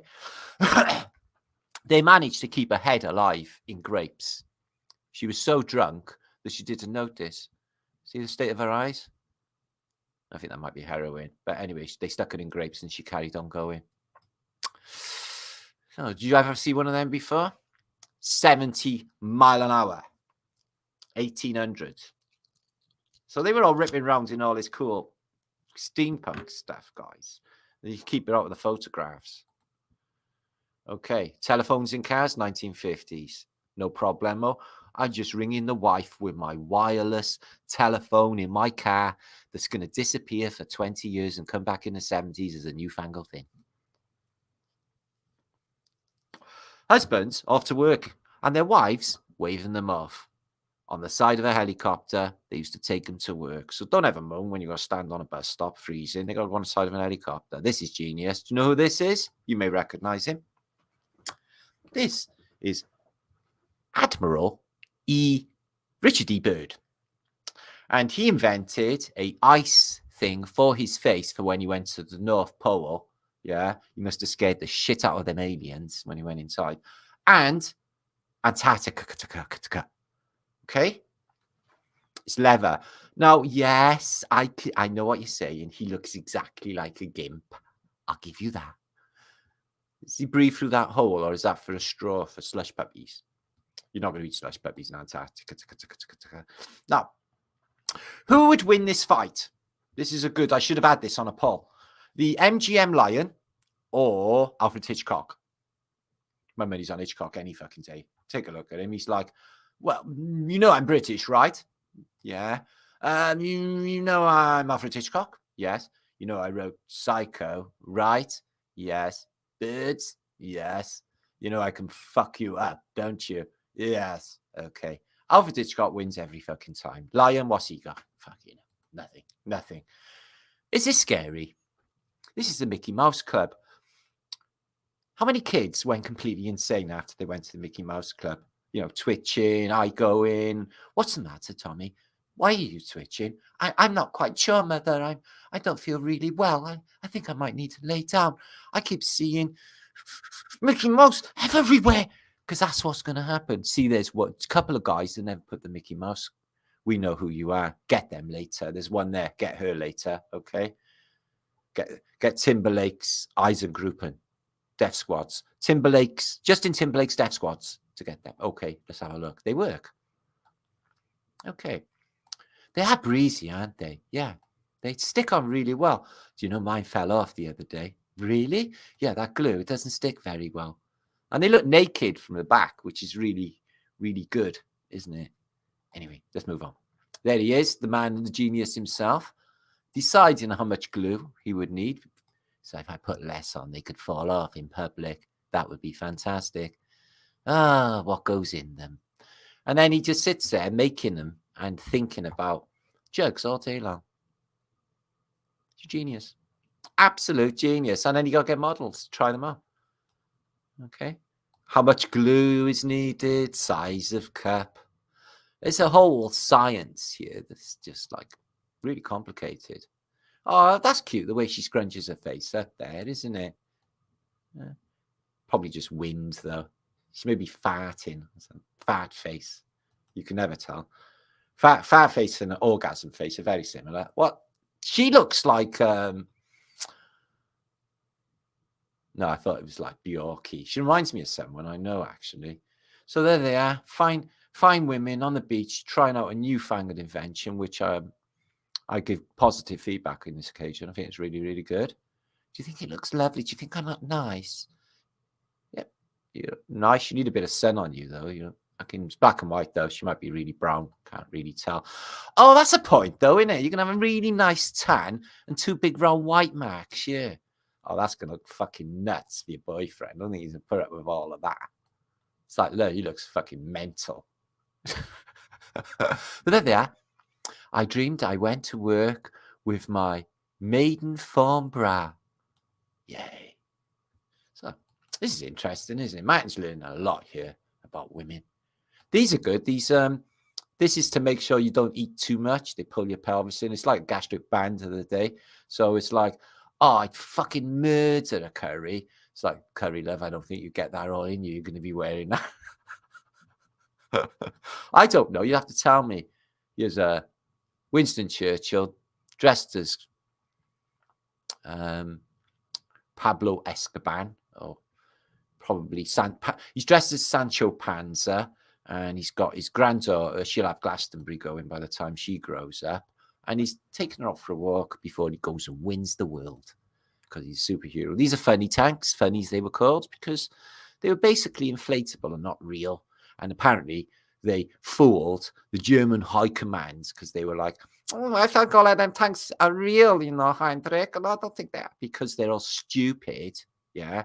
And apparently, the Second Front, World War II, and all of that bollocks. I don't buy in any of it. I got one of these under the bed. I got my mother's gas mask. It was called the Mickey Mouse gas mask. Again, making kids demented, confused, and fucking all of that. This is painting stripes on cows so they don't get hit by cars. Now, I think we should do this. I think this should be adopted by the flat earthers.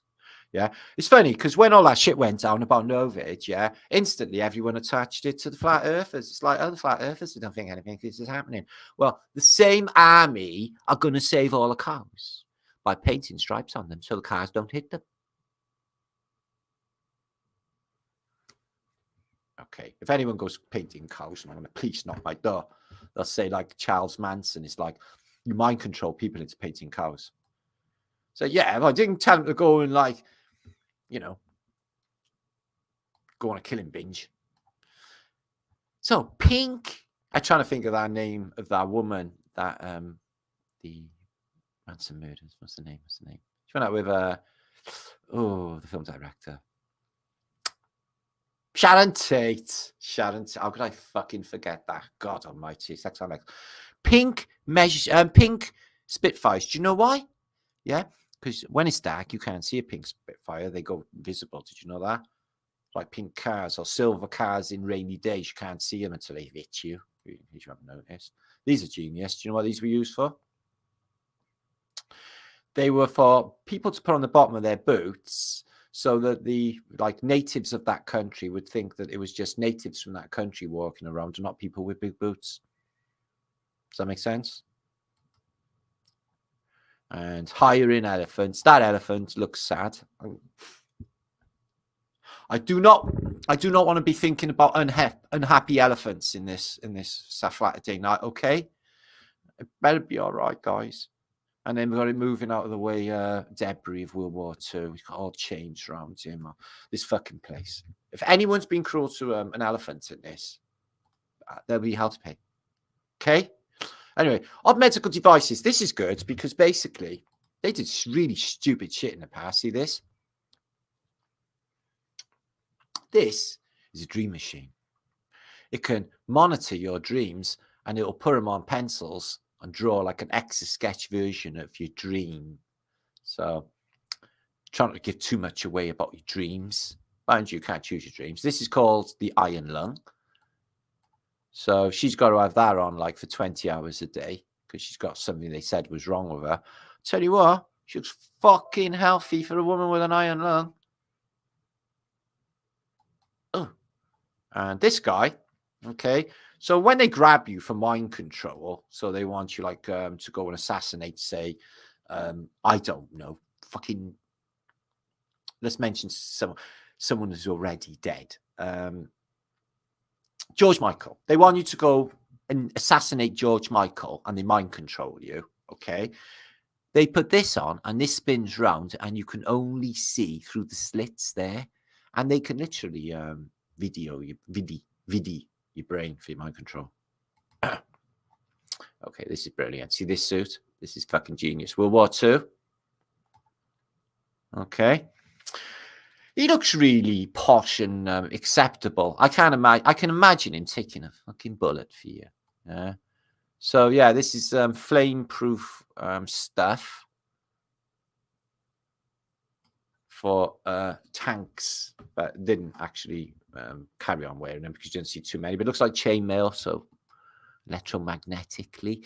So this was called the iron lung, and it was also called the cobalt machine, and it would turn around the human and it would blast them with high intensity radiation to specified I've got a baddie area, when ointment would have done exactly the same. The cobalt machine intensifying radiation into this guy's lung. He did have a tiny bit of a tumor, and now he's got a big massive fucking one because of the massive machine pumping, cobalt machine pumping radiation in him. And this is decompression. They used it in building, they used it in tunneling, and they've used it in diving for the oil rigs, etc. And he's like, mate, you're not supposed to open it for another fucking day. You just killed me. I got the bends. He's got a telephone to let him know when he gets out, and he got to lay in there. No telly, no books, no nothing. Until he's decompressed, so his brain don't go splush. So these are robot army that they designed in the past. Funny, you think that, Terminator is not real, but I think it is. And I think that they probably send people back in time to like sort of mess with truthers. Anyway, that might not be true, but that's what that is. Anyway, okay, they're a robot army. As you can see clearly, this one, you didn't catch on too well. These one fucking smashed it. They were brilliant. You see their internal everything's. Wow, they're brilliant. So yeah, they had them. So he's a bit of a nutter, so she's giving him electric shock treatment. I don't know how much they give him, but he's getting electrocuted. Apparently, it can feel quite invigorating, and you feel fantastic after it. It's the lobotomy that sucks. Okay, there he is. These are test dummies, right? So what you do is you blow them up, or you stab them, or whatever weapon you're training with. You can blow them up. They're made of ballistics gel. But this guy, okay, you got a relationship going on with this, and he seems to be alive, and his arms up and stuff, and he seems to be talking to his ballistics gel dummy, testing dummy. I'm not sure. That's just him O'Brien. Okay, whatever medical procedures did they put us through? Okay, laser beam in the eyes. That's a bit of the old eye correction. That's been going on a while as well. Although in every single case back in the past, every single person was blinded with the laser beams. They were yet to be invented. Faraday cage. Let's get this woman demagnetized. I don't know what's going on here. That is disgusting, whatever it is. Doesn't look happy. She's got a view out the window. It's not all that bad. Okay. Electrolysis. So in the past, they were like, let's partially electrocute myself, and I will get rid of all my warts. He's got warts. He's got anal warts, and he's trying to get rid of them using electrolysis. And all of that caper. Look at that magneto. I wonder what you do with that one. See, you think you've got it all now?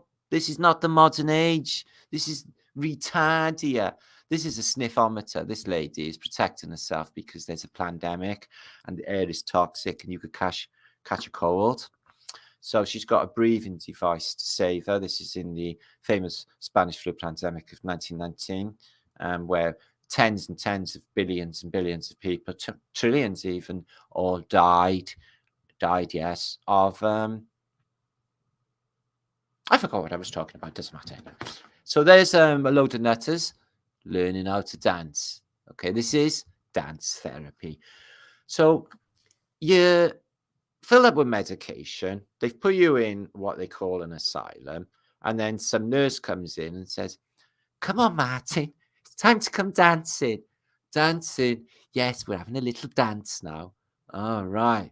Wicked. You go in there thinking it's Saturday Night Fever and they're playing fucking Mandelson. It'd be like shit.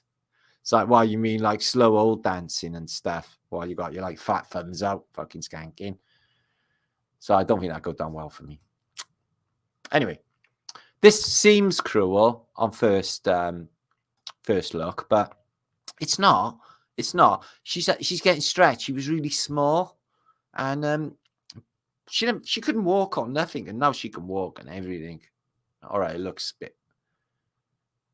bit bad, but yeah, she's fucking smashing it. Right, let's have a look. This is the first X-ray machine. So when they used to take X-rays in the past, they had this much radiation shielding. I don't think that the women in the NHS has got any radiation shielding now from the X-ray machine. What about her? Has she got any X-ray shielding on? No, she hasn't, has she?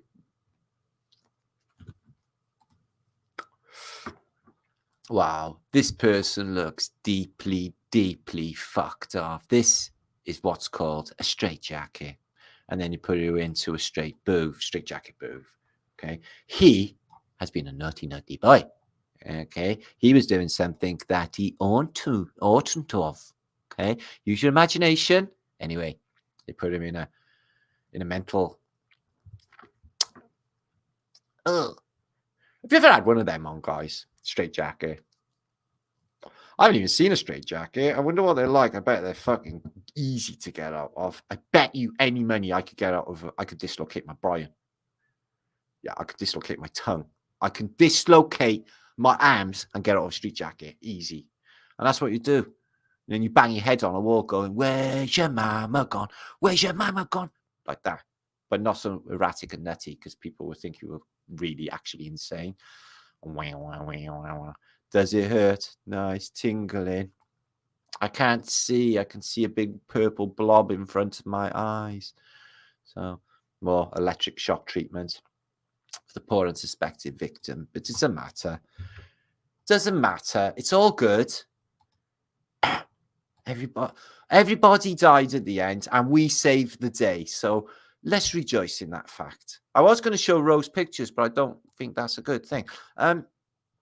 So yeah, just these mud flood pictures again, AI. So India, just talk about this briefly. She dideth, although this was an actual event, whether or not it reached Paris, interesting to know. Did a "Will you make me a mud flood in Paris" to AI. And what you get is this really stupid as fuck Eiffel Tower. There's nothing like it. And it gives you this, which is not the same at all.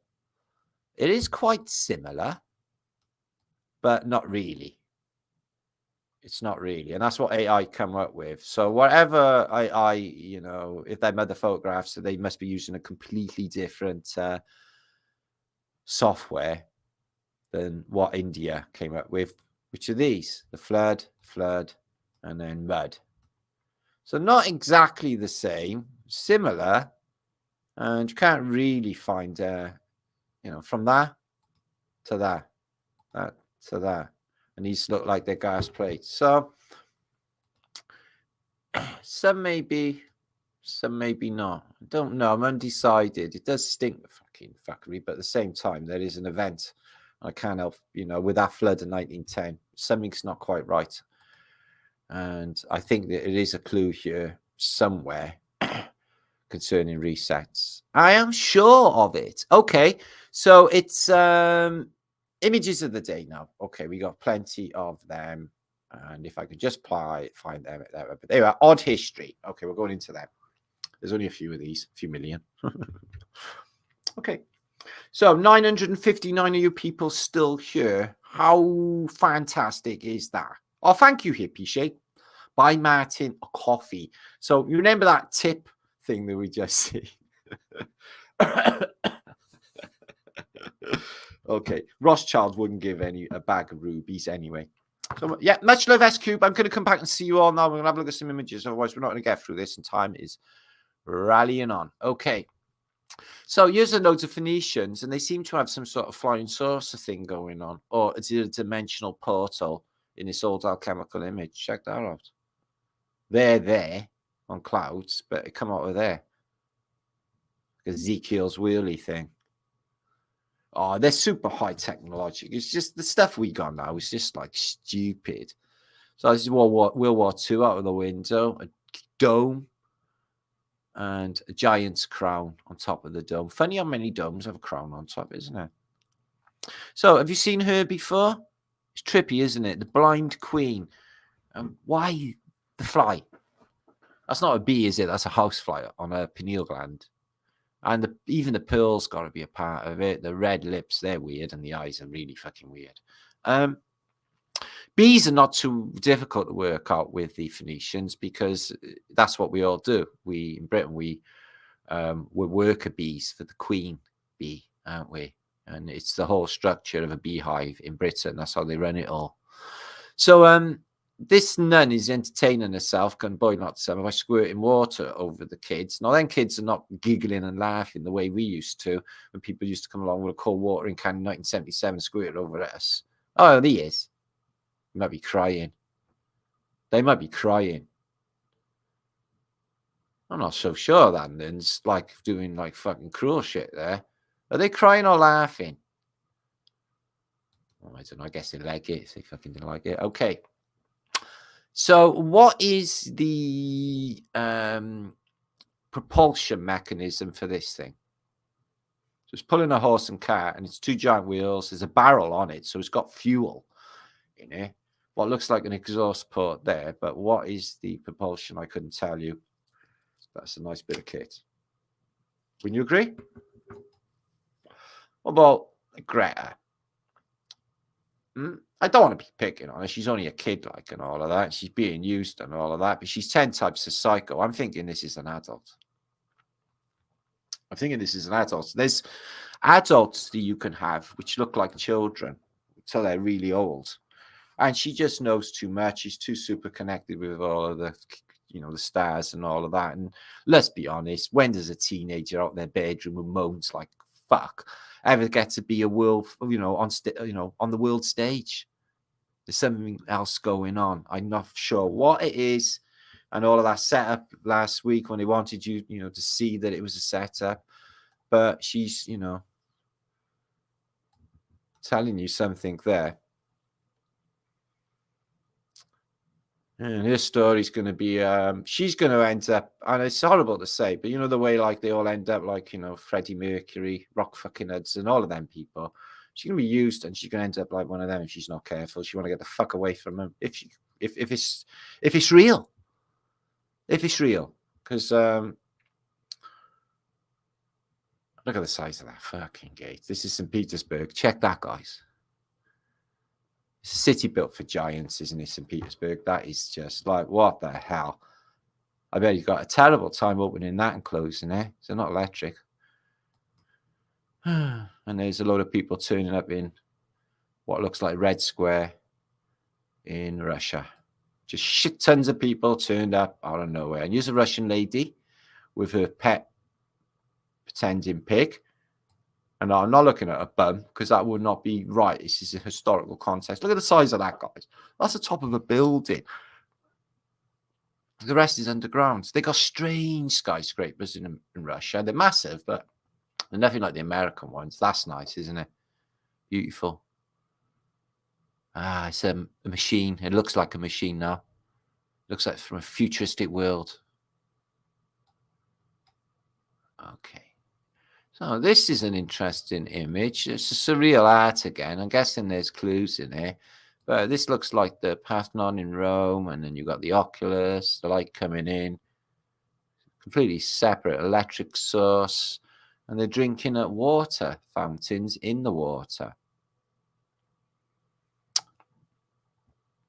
I'm guessing there's a deeper clue there somewhere. Okay. And so pretty self-explanatory. The fall of the classical world. They're like, oh shit. See, if I was like, and I've made my mind up about this, like if there's a giant like tsunami a mile high or anything, I ain't gonna run around like a sap. Okay, I won't. I'm just gonna face that shit like a man. Like don't sissy, because it's like, oh, this may sting for a second. Because I very much fucking doubt it. Like I've explained, all of this stuff, the creator got our back. And I'm not even worried one iota about any of this outcome because I know, yeah, that I've explained 1,000 times, like them lot, okay, even though they think they're really, really cool, they will always be wankers and we will always be epic. Always. Okay? It's a given. It's fantastic. These are surreal arts. I don't know what they're actually showing, but it is very Tatarian feeling. Look at this arch with all the buildings.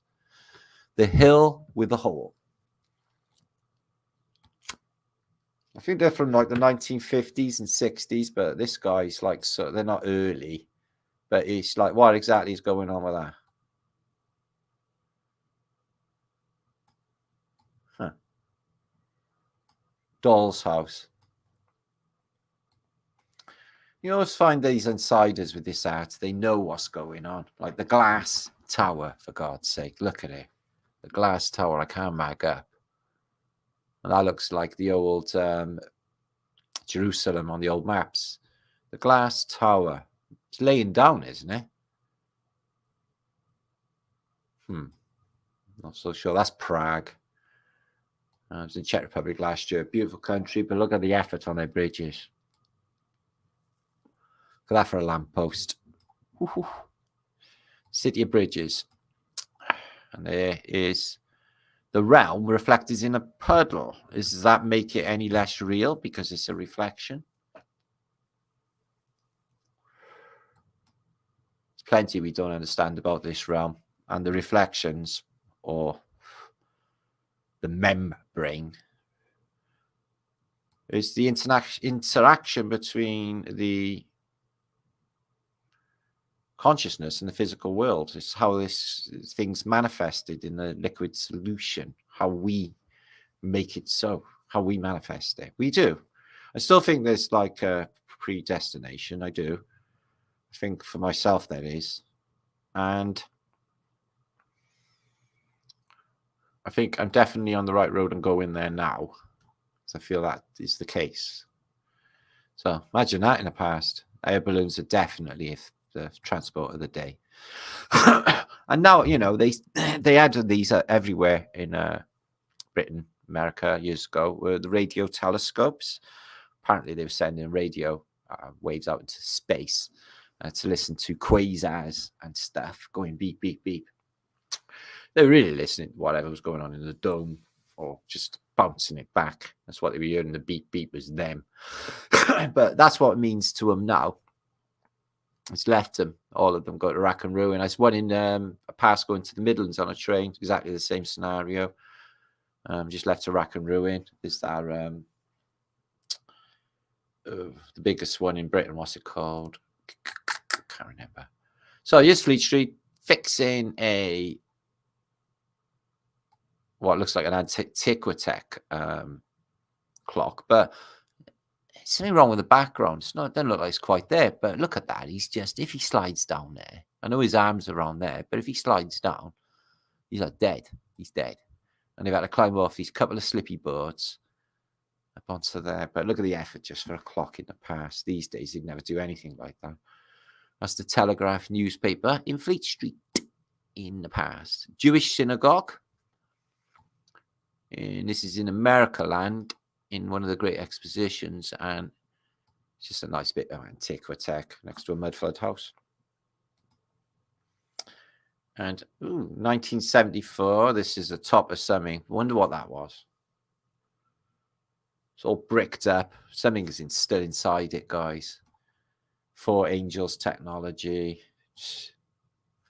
Oh, that's interesting. Did not know about this till this week. This is the Hotel de Ville in the centre of Brussels. On thumbnails, I've used this umpteen times. And it was the biggest building apparently built in the 19th century, so they say. And it got totally burnt out. The dome burnt off at the beginning of the 1900s. It's really weird. It's this big. It was the biggest building, as I said, of that period. Apparently the 1800s. So here's one of the British monarchy. She's dressed exactly like a Phoenician Mithra, or she's even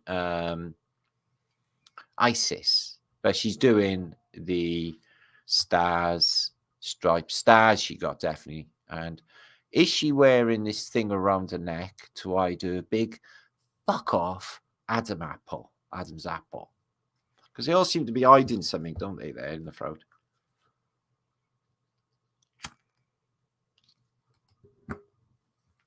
There she is again.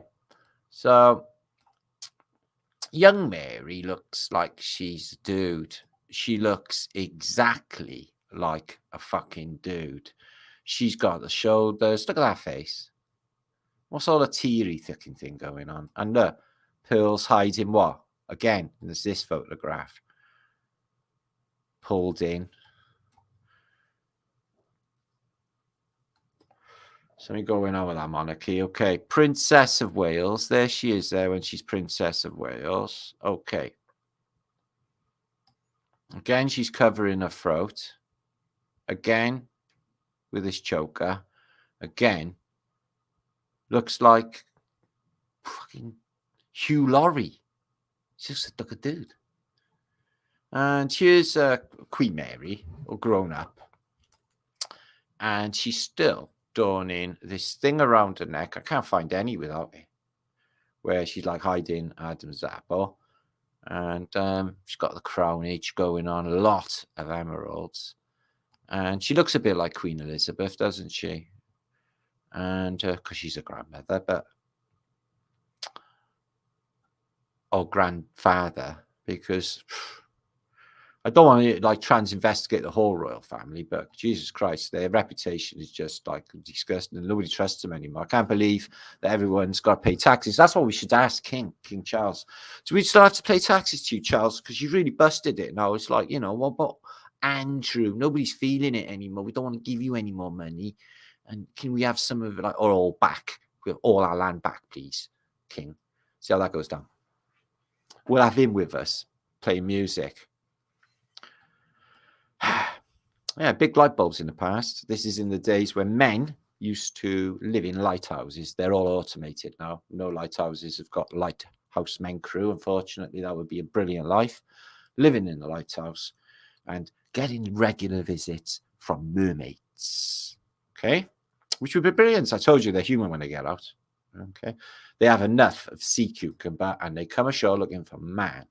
So I'm not sure what's happened there. She's got caught in a web. She's going to be eaten. She's a black widow. So she's going to eat you. I don't know. This is gymnasium equipment in the Victorian era. Like you can it's basically lift a load of weights. And pretty much like you got in this day and age. Only like she's dressed not really like they do now. Okay, she's not really dressed like Mr. Motivator, is she? Okay. And this is children in London in the past, living under the stairs, and he's got no clothes. Is this a set photo? Was it people really? Why would you even bother wearing them if they're that fucked up? His legs are clean. I'm not sure if that's might be like a setup. I don't know. I don't know. She's got a droogie mask on, and I can't tell you the context outside of. Fuck me, don't that look weird? I know. They won't let me out. I tried to break the lock, and then I tried some acid, but I still can't open it. Why do you climb from the window? Oh yeah. Huh. I don't know. Some people. This is a really interesting map. This is inside of, you've got the Prague clock, but inside there is this really interesting map of the Americas and what looks like Asia, but it's an azimuthal equidistant flat Earth map in the center of some sort of astronomical clock, which is very interesting that they got the flat Earth map in the middle, isn't it? I wonder what all that actually is. Can't see the Hyperborean, but it looks like something's there. So the Arabs, they took astronomical equipment as well. Just fantastically complicated. Can't imagine. So there it is, this recycling of life. Interesting that they got like the worlds on this board here, but you can just see like I don't know. Is it supposed to be the Mediterranean? Is that supposed to be Italy? I don't even know. And it's on a wheel because it's cycle, recycle, recycle us. And these are supposed to be the culprits. I really do feel like whoever's doing all of this fuckery is a superior intelligence to leave this puzzle laying down, to get all of that globe mathematics all together and, you know, all of that bullshit weight, which is just like in written and not in the empirical experience, cognitive experience in this place at all. None of it is genius. Like unsurpassed. I can't even imagine how that is even possible, but yet it is happening. Every one of us pick up a different code on this and run with it and know that it's true when we're doing it, don't we? I know. There it is, Hotel de Ville, Belgium, going up in flames.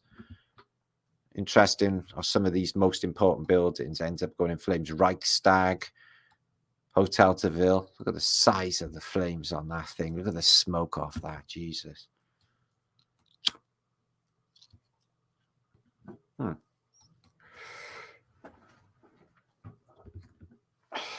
I have been looking into fire brigades, wondering how they managed, you know, they're just, the cities of America are all burnt down and they got these stupid little steam things, which is just tiny squirts of water, which are not going to out anything at all. There's the Reichstag, like I mentioned, also burnt up. Blame the communists in a kangaroo court, televise it, and the rest of the world will believe that's what's exactly happened. Now, a couple of years ago, after seen that image just now of Paris's Notre Dame Cathedral's roof burning off, but at the same time, just prior to the Rona, and even during it, fuck tons of churches went up, guys. Loads of church machines went up in flames during that time. Is, you know, how is that even, you know, what's going on? Is it deliberate? Is it arson? Who even knows? So this is 1903, the Bismarck Memorial. It's like a ever-burning flame for Otto von Bismarck. They had one time in Germany. But it is monumentally big, as you can see. And it's got a flame that carries on burning. It had in Dresden for a while. So the little girl there, she's smart. She's looking at the mountain and thinking, that mountain looks exactly like a woman. I wonder if once that it was. She looks sad. That's because she's about to be turning a rock. Okay, interesting little depiction, alchemical depiction. Is crazy good at. Looks a bit like that row in the chat drew for us. But I don't know which image, not the show. When he comes through this, what is it? It's a portal. It's amazing.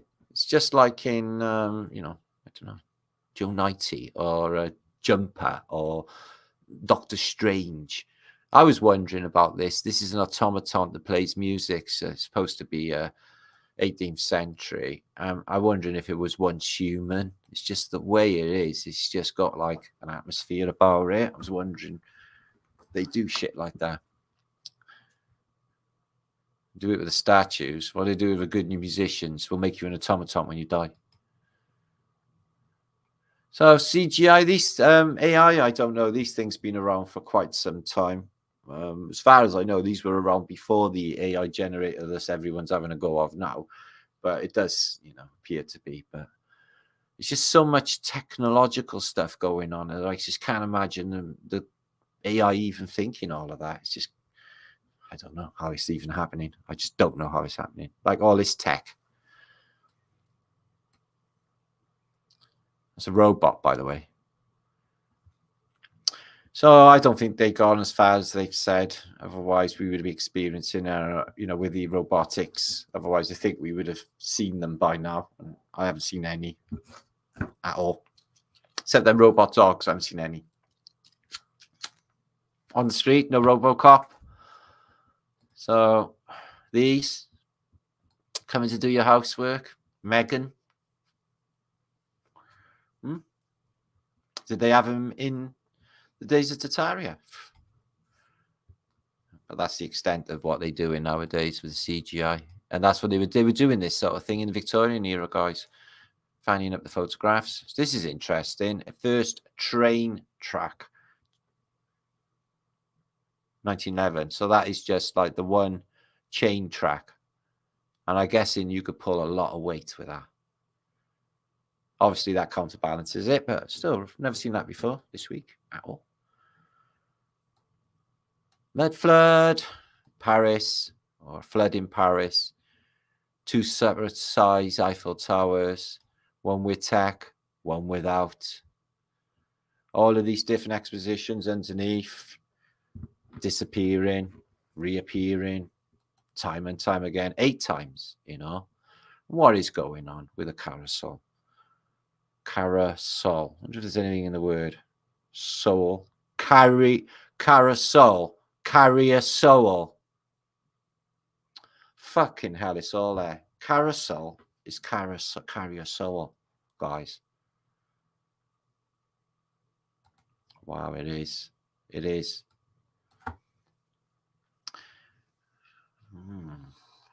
Share. Ka-ching. Right, coming back in a minute, guys. I'm going to just whiz through a few of these because there are quite a few. I don't think I go into that cinema. Looks a bit like it's got attitude. Sorry, I can't blow that up. It's a steampunk balloon. Okay. See them scooters, all the hoodies are going around on these days. Yeah, they've been around a long time. They got petrol, they got electric. No problem. That one's petrol, little petrol scooter. Goes like shit off a shovel. It really does. So I used to wear 14 old Dr. Martens when I was a skin. And when I used to get home from school, I used to have to take them off. And it used to make my head bleed with, I got to get these off as quick as I can because my feet will explode or my Brian will explode. I got to get these boots off. And I would do it as quick as possible. So if you had that same panicky moment, I got to get these fucking boots off, like I used to get with these, you're going to be in a shit ton of trouble. Because 2 sets of laces. How long does it take for it to actually do this, guys? Holy fuck. Still really nice boots. Don't get me wrong, kicky boots. So there's apparently builds in the Statue of Liberty on Fort Wood, which is a star fort. But it looks to be in a little bit of a moderner day than I imagine it to be. And it's not very convincing. That's not convincing to me. There's no materials there at all. Nothing's there. There's the blocks. Where's it all going down? Look at this older wall as well. I'm not satisfied with that. Ow. So apparently there was a nightclub here, the Great Elephant on Coney Island. So by the Luna Park, Coney Island, they had a great restaurant, which was a giant elephant, which had all rooms in it. You could have a balcony on the top. So why didn't they have that now? It's crap now. So they had all good stuff in the past, didn't they? I don't know what that is. It's like a traveling fair and looks like some sort of hobby horse. I don't know what it does. Yeah, it's a very fancy time indeed. This is the outside toilet. I don't know whether you had one of them back in the past, but you had to go crap out your back. It was terrible, especially in the cold. And then you was always worried in case like a mouse come run up from the toilet or a rat. So here's some German women training for World War II. Okay, they're getting them in like the Chinese do now, training them. And they, he's like, hut to, or wherever. Das Britannien, wherever he's instructing them. Later he will do gymnastics in the Olympics. They don't look too happy. But later on they will be snipers in Stalingrad. They all have medals. So there it is in Belgium again, Brussels. That dome there burnt off and the place got gutted. But it's back on then. Anyway, so technically Moses was the first man to download files from a cloud using a tablet. There he is, Charlton Moses. Previously Heston, but now we know who he really is, his real identity. You can't argue with that, actually. This is good. So, your ear is a womb. Remember I mentioned the monkeys? Can you hear? Whatever you listen to, either good or bad, is conceived and will be given birth to in due time and season. Choose what to listen to and what to ignore. I've got a selected hearing. People talking shit to me, I can't hear a word of it. I see their mouths move, and I'm like, yeah, just nod now and again. Just clean the fucking dirt out your nails while you're not thinking about them. This is interesting, where they say they carry all of the bricks and the blocks to build the antique world, but this is a turbine for a power station or some shit in France. They got what, 2, 4, 6, 8, 10, 12. So it's like a dozen horses just to take that. So imagine how many horses to carry all of antiquity and all of that stuff in them big plants with turbines, massive turbines and steel plants and all of that. Every time something of them had to go there, except for rail, of course, had to go with dozens of horses and all of them men for the whole of antiquity. Again, doesn't ring true to me at all. Something going on. And this is a, part for what is going to be an industrial plant. Let's just say it's for electricity, who even knows? But it's a flange and it's got to go to wherever, okay? And they have 1, 2, 3, 4, 5, a dozen, or so half a dozen steam engines to tow that. And that's later in Sheffield. So some of these inventions they don't use in a modern day. I can understand why. But this is a steam powered I'm guessing plow, but it would turn, you could see them things at the bottom, they would turn the earth and make it good for planting, get your potatoes in. And in the past, they used to have steam-powered, like Death Race 2000, basically. They used to have, like, Dick Dastardly, Muttley and stuff in the past. Who knew? So anyway, you've seen this. Okay. Solid machine that went through space without a scratch. Yeah, okay. Temporary structures built for the fair and then torn down right after. So I think there's a lot to be said, though, because, Buzz Aldrin's just got remarried, 93, and, his girlfriend's, in her 60s, so she's a lot younger. But it gives hope for us all. So basically, yeah, he said it was like they were eloping teenagers. So he's still having sex at 93, which is pretty fantastic. Maybe it's to do with when he went through the Van Allen belt. Maybe it's the radiation, done something to his balls. Do you think? Maybe I'm reading into it a little bit too much. I don't know what that photograph is, but what I can tell you is it's all below ground level. So another old world. How many of them are? So again, what is the mechanism for this? It seems to be steam powered. It's got a chimney. Very luxurious, all leather and satin curtains, and it looks like hell. The inside of H.G. Wells's Moon Machine, all nice, and do you know these women? Yeah, they were like Hell's Angels of the day. Yeah, you pull your brakes up on this, you're fucking dead. Look at that. They're just going to fly over the handlebars straight into that wall, aren't they? And they're women drivers. I don't mean that. So,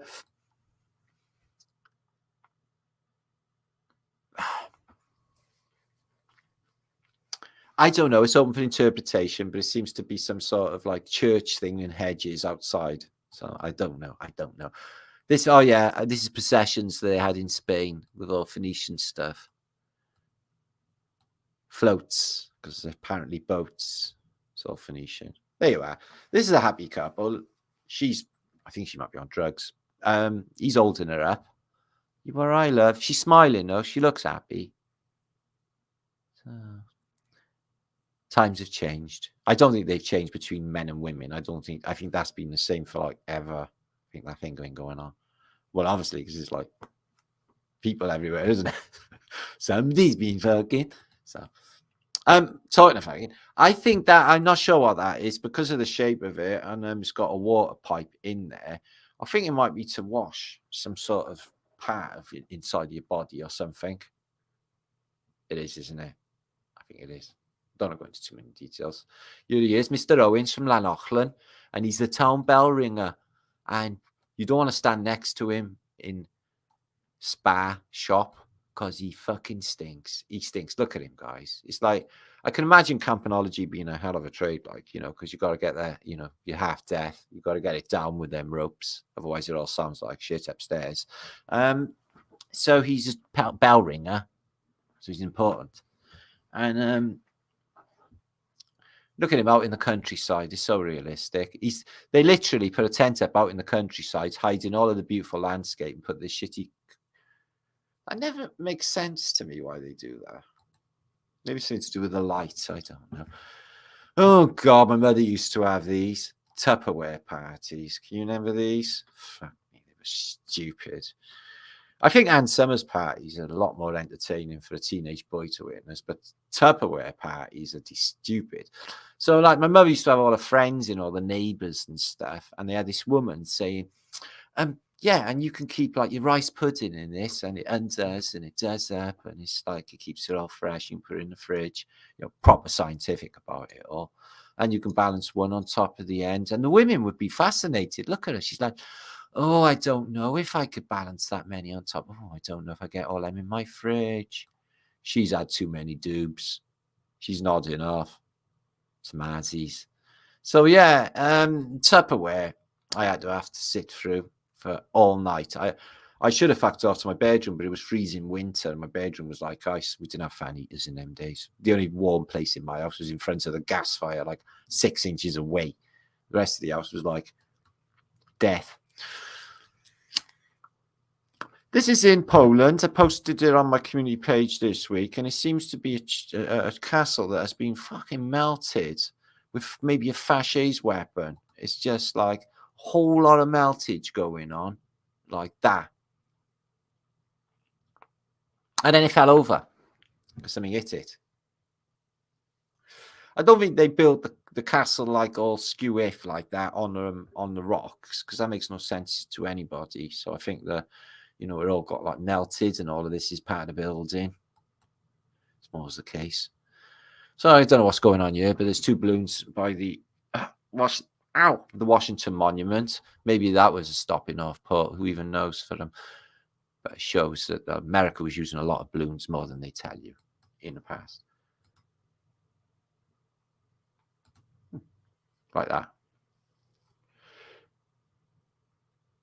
So the modern age, my ass. Okay, this is brilliant. I'm not sure what's going on. She's like a boy, but a girl, if you get what I mean. And he works underground like that. His hair's going in there. You could do that. You get the bends.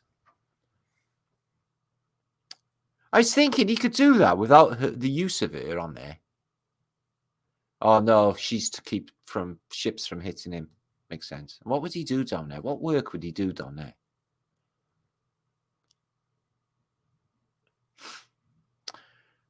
It's interesting to think what he was doing down there. So this is a Buddhist thing, and basically you tap it as you're walking past a monk, and the whole thing, these rings all vibrate a frequency. So you can see it's a good bit of vibrational tech. But yeah, you're supposed to touch it or just nudge it as you go past, and it rings. But it looks like a spark goes between these bits. Zzz, zzz. Just from vibration, resonation, creating a charge. Zzz.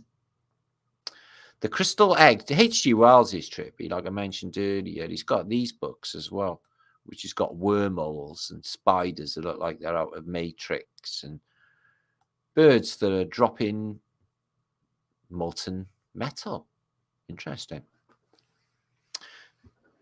So yeah, you got futuristic as fuck. This is 1800s, and he's thinking this stuff. He's just mental stuff. Good though. Moonlight towers, I've talked about many times. These towers are just like halogen lights, and they illuminate the entire center of the city. Paris had one also. And this is in St. Petersburg, right? And I've got photographs of this without a pisser or a toilet. Outside, is this a public toilet? There's a clock on it. There's a door, and it might be a taxi rank. Why does it need Antiquitech? It's not in other photographs that I have. So when exactly was the wheel invented and who invented it? I don't know, but this guy's obviously got it a bit wrong. I don't know, it might be all right. It might be part of the design and everything just goes along smoothly. Who am I to even say anything? That's stupid. That's St. Paul's Cathedral in London. That is how to get your face smashed in on concrete. Okay? Don't go down the steps on a penny fucking farthing. Ridiculous. Check this out. They look like they're in Britain trying out their new bike. Proper awesome new bike. And yeah, I don't know why this cat is this big, but like she's what, 20 foot in the air? He's 20 foot in the air. I've never seen one of them before. In fact, none of us have seen any of this before, but there you are. Look at that. That was the world we lived in. Dropping off people, luxury beyond belief, free energy, all that fucking monarchies, taxation, evil shit going on, all of that non-existent. This is one of the worlds that fell. Look at this. Wow. A lot of this stuff is still around, isn't it? I had some images sent in off of Bear, Romanian Bear, who is in chat right now, of some of the buildings in Romania. And boy, oh boy, oh boy, a lot of buildings are amazing, juicy. So, a light source for the whole of the Seine, centre of Paris, from an air balloon, apparently. Were they doing that as well? Apparently. Massive lamps from a air balloon in Paris, man. It's pretty deep, isn't it, that railway? And for the underground as well, it's all deep. What do you reckon they've done with all that mud they cut out of there? And for all the tunnels and everywhere, and all the roads, and all of them massive bits of earth that are missing and roads ripping through all over every country that has hilly bits. It's like, what do they do with the mud? Must be trillions of tons of mud. I don't know. Nice bit of Antiquitech there in the background. He's trying some fireworks out. This is an expositions piece. Nice bit of Antiquitech. Somebody said in my comments last week, well, actually this week, a couple of days ago, Martin, I wonder if the letter Q is actually a clue to the way out of here. I thought, fucking hell, that's good. And I just coincidentally put a Q, sorry it's a bit rough, over the Gleason's AE map. And lo and behold, look where the line for the Q is. Exactly where South America is and Tierra del Fuego and apparently Antarctica and what we've been thinking is the way out anyway. Is that a coincidence? I think it might be something with that because the Q just got shit out of nowhere as well, didn't it? You know, we mentioned this many times and there is a thing with the Q and the Phoenicians. We know that too. Yeah, that's something there. I think there's something there. See what I mean about these? You know, they would have had to deliver something like this on a horseback back in the day in these massive plants. This is car days. I appreciate that. But remember earlier, these things, how did they get them there? Just crazy. Delivering the people or letting them go. Maybe they just come in, fill up the cities, and then shoot off again to the next city. And all of this is just Westworld. And we are all just blind. And it's right in our faces. The wars. Look at the size of that's a big Bertha. Look at that. What happens with the ballistics? Massive, massive armaments used in World War II. There's that flood again in Paris. You don't see no mud there, but you do see a great devastation going on the Seine there. That is the Seine. It all seems insane to me. And it was that high before it burst its banks. The statue looking at you thinking, okay, no, this is cold, this water. So this is the modern world we live in. God help them all. I'm not too worried about us because we got it down. We are epic. But war, so Zelensky, given an Oscar for his war. Health, that'll keep you healthy, true. Science, plastic screen, that'll keep you healthy, that'll keep them safe. And beauty is a fat bloke. So Britain, we got a new Prime Minister. Here he is, here, the British Prime Minister. I think he had like maybe like a fans only page himself when he was a bit younger.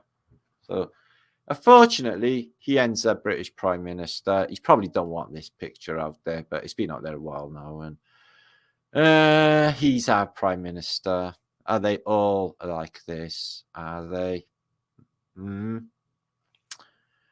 So the Zeppelins. Yeah, I like balloon transport. That's a nice photograph.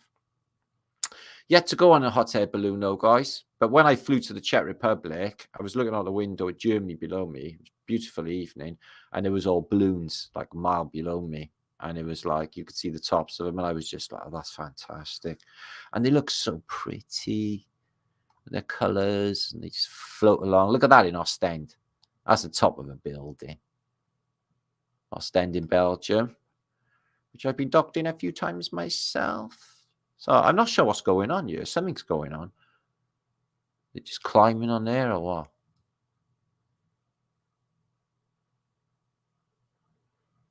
Interesting, these locking things, aren't they, on the doors? It's almost like there's an electromagnetic locking thing put in place. Stinking building. I don't know what's going on. Something's going on there. There's a load of children. The bloke's telling them off. And the guy's like, get down off that church. Something like that.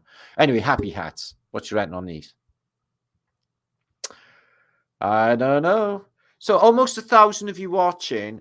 Oh, almost. Let's get past that 1,000. Come on, guys. Come on. Let's just share this out. Let's mess up that algorithm of bullshittedness. So look at this, guys. In the Wonderland Zoo, you do the things that we do. We never quarrel or fight. Man, we don't even fight. Hair Bear Bunch, guys. He's in the Hair Bear Bunch. Probably knew that, though, didn't you? So, electric shock treatment. Maybe. Check this out. That's trippy, isn't it? So, well, it got to be a tech, this neck thing. I wonder what it would do, though. Give you a nice suntan. So this is an interesting one in Rome of the Constantine Arch. Somebody's been working on it up here. Look, there's a bit of scaffolding. Things still are quite a bit buried, and it's just like Rome is fucked. There's nothing there. It's just grass and boards, and it's just a ruin that nobody gives a shit about until now. And now it's like, oh, Rome is super fantastic. Oh, they got the greatest fucking antiquity ever. We've seen it. It's all better on a fucking holiday. Anyway. And then it all gets buried in the mud. That's just sticking out of the mud, look.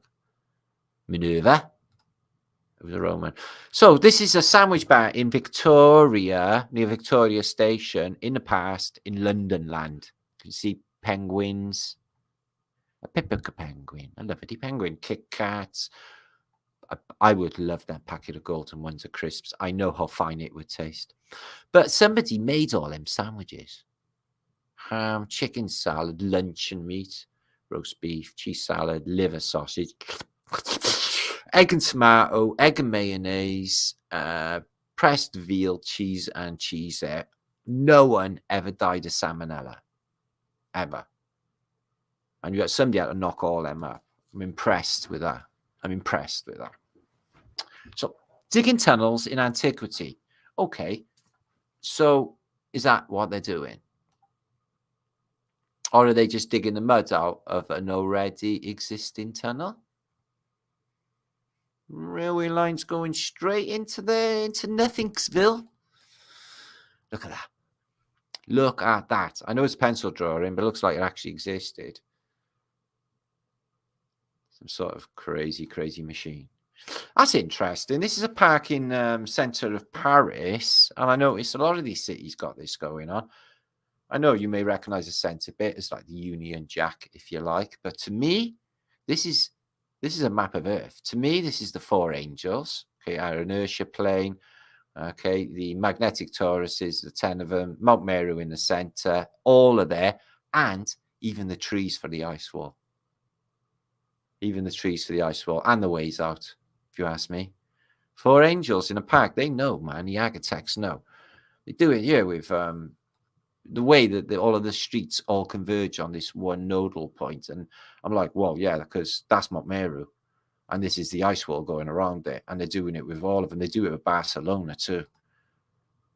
So check this chick, right? She's got a screen outside in the studio because it's brilliant studio lighting. I can't imagine the lighting being that better up in the fucking IFS. And she's and the reason a face looks like it's hanging upside down, okay, is because she's hanging upside down. It's fucking stupid, all of it. Sick of it. So some nice Parisian lampposts. Let's check this out. That's a nice load of steel for just under a tree, isn't it? New tree and all, I've noticed. So, probably a gas light, but it's outside one of the Lagars. Outside the Art of Triomphe, another beautiful lamppost. What's that? Is that because there was shit there? Nobody about? Because the centre of the busiest place in Europe is completely without people there. Oh, this is nice. This is in Chicago. And it's front of a building. It's fantastic. Look at that Phoenician stuff there. Fucking hell, that is a load of confusion. Beautiful. And that's in Chicago. Right, I'm going to come back for a minute. I've got quite a bit to show. Wants to check the time. Check you guys and see what's going on. Okay. So we have almost 1,000 people, just 20 short of 1,000 people watching on a Flatterday night. And I can't fault you. It was a good decision. Good decision to watch us tonight. We've got a little bit more to go, actually. I got some weird people of the world and other stuff as well. And that will take us nicely up to finishing time. We're coming up to 11:30. I started at 8:30. We're on 3 hours. Fuck me. I haven't talked for 3 hours, have I? I have. Okay, so Sherry baby, it's chocolate time. Sherry. And Magdavelli, who's also very, very lovely. So I want to thank you all, guys, from the bottom of my heart. And I mean this. This week, I had holy fuck. I won't even go into details. You wouldn't believe you go, oh, God, Martin. But one thing is, now, you lot have helped me out. Few of you, Bear, just so many of you were so lovely, Amy and loads of people give a cup of coffee, and I can now concentrate on work instead of oh fuck, which is brilliant for all of us. So win-win. No ugly electric wires, Gregory. Well noticed there, my friend. Maggle, good to see you. Lovely Joe Gifford, who I watched on Magic Treehouse's show yesterday. Oh, it was 1,101 at one point. Coaching, flat of British. And there's lovely India. Win-win. But like we have got the best information on the internet, and we do have the juiciest stuff, and everything on our channel is holy fuck mad. What? So there's Debs, Scab City, much love, Debs. Sean. Juicy Bob. So yeah, spring's coming. You excited? Fuck them, is it? Fuck them. I'm going to get loads of things going on. Going to be doing some activism, coming out with David Mantle. Okay, that'll be interesting. Martin hitting the streets. I love doing that shit, guys. It's brilliant. All of them. People to wake up. It's great fun. Regardless of whether or not they're into it or not. Fucking shit is what I say. The creator demoth it. And he's got more authority than you. Is what I think. Anyway, am I wrong? So, the people watching, good to see you, my friend. Thank you for coming back. And Isabella, who's always very lovely. Connie Lingus. Whoa, I have Connie babes. And Bramwell and Miss Honeybee. Galen Willis. Do that in a restaurant next to us a date, okay? And there's a load of posh fucks, frowning upon you because maybe you know. Oh, he's not. He's not very contemporary, is he?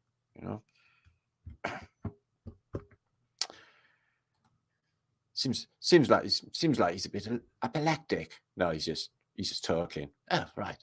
Josh, good to see you. Kelly, pants on, pants off. Asians, Irish, thank you for popping by. And all you groovy people, there's so many of you. Well, we've got some more information I'm going to whiz through now because time is getting on. And I got neighbours and ting, and I need a cuppa. And this has been a fab show. I got to be honest. Gregory, Josh, George, T-shirts. Yeah, you can get Fat Fun things and stuff. Fat Fums. Gregory, Mount Meru, North Pole, Ice Wall and Fringe. You got it. It was. It definitely is. These architects know what they're doing. There's no doubt about it. So, Alistair, good to see you. Glad I helped. Oh, you're awesome. Thank you so much. And all of my members, channel members. I even got Dutch Senti as a channel member, apparently. So that's good. So, thank you. Beautiful show, Fat Fums. Oh, you are so fucking epic. Right, let's get back into it because time is an elephant. No, irrelevant. Don't worry. I'll get it right one day. It doesn't matter. It's not important. As long as you get through the day, no one dies. Okay? Everything's ka-ching. So that's what we're looking for. Okay? Let's have a look at some strange people of the world and wonder why they look weird and like head like a coconut. To me, I think they've seen somebody with wires on their head and they're trying to imitate it. Or that this is some sort of tech, like wires on their head. Apart from that, I know it looks dopey, but apart from that, it might be a tech, guys. You don't know. So all of what you're looking at now are indigenous peoples from different parts of the world in 1900. Okay. So here's somebody from Laos, a Lao girl in her teens, and she's got like one of her boobies hanging out because that's completely normal in indigenous. But can you imagine the Westerners go into indigenous populations and everyone just skinting around, taking no notice because they got no clothes on? To the Westerners, they'd be like, holy fuck, wouldn't they? That's why they go and take their countries over and shit. So what's with this? What have they exactly seen to, that's not going to protect you from anything. And then there's this. So the ritual of a Tunta ant pole. Oh, I don't like the sounds of that ant pole. Oh, for fuck's sake. Don't give me details. I can only imagine. Ant pole. Doesn't take a genius to work out. So let's have a look at these ladies. Fully jugged. And may I say, how very well jugged they are too. 10 out of 10. So they're not doing anything weird. Okay. So I don't know what's going on with these. This one is scary, and this guy. I know that they're like their mouths are too big. Oh, it's a woman. The mouths are too big and their heads and stuff. It's weird. I don't know what's going on. She's a big girl. Is that a man? Girl? Fuck no, man. I just don't know. He's doing the old Tutmosis thing like an Egyptian with the old thing. Tutmosis, got to be Moses. And they wear just crazy decorations like the earrings and what the fuck? He don't look right. He looks like Mexican. And rings and plates and stuff. It's a tech. It's gotta be. Ooh, hula girls, Polynesian women or from Hawaii. They rub noses and stuff, guys, and stick flowers around your neck. Yeah. You've all seen South Pacific, haven't you? It's like that. It's like that. Yeah. You know when Mutiny on the Bounty. Let's think about that a minute. You've got Captain Bligh, who's played by Charles Launton in the old film, and you've got Fletcher Christian, okay, who's played by Marlon Brando in the old film, Mutiny on the Bounty, and he falls in love with a beautiful one of these. And guess where she was from? Cardiff, and she is fantastic. Anyway, besides all that, I was wondering whether the analogy or the story for Mutiny on the Bounty was actually the story of us. Well, his name's Christian, Fletcher Christian. He has got a bit of the Christ character thing going on. And Bligh, he's a motherfucker, a bit like the devil. And I'm wondering if it was like, we have a mutiny on a ship, like Take It Back, when we've been bullied and gaslit by a psychopathic master. I was just wondering. So they don't like cameras. They're hiding their faces because the camera will steal their soul. A lot of people did think. Okay. You see these a lot with the Tatarians and the Chinese as well. But you see a lot of the Pop stars do these hats. Madonna used to wear one. She's wearing one. Witches wear them, I think, as well. But they might be shamanic women. But what do they do? What is the tech? Enhance mental abilities. Okay. Does anybody notice anything wrong with this picture?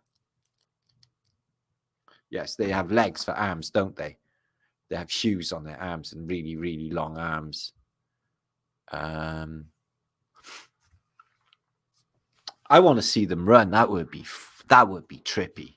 Can you imagine that? That's scary. Scary thought. Okay, here's two little sunshines. Oh, they're holding hands. That's really cute. They're dressed like little sunbeams. Very trippy. If he was on acid, that would be not good. I've seen that.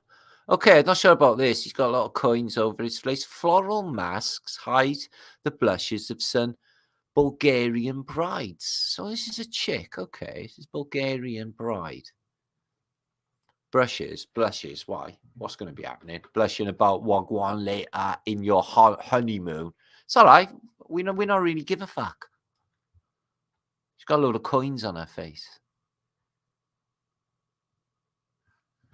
Oh, that's weird, isn't it? Life's weird.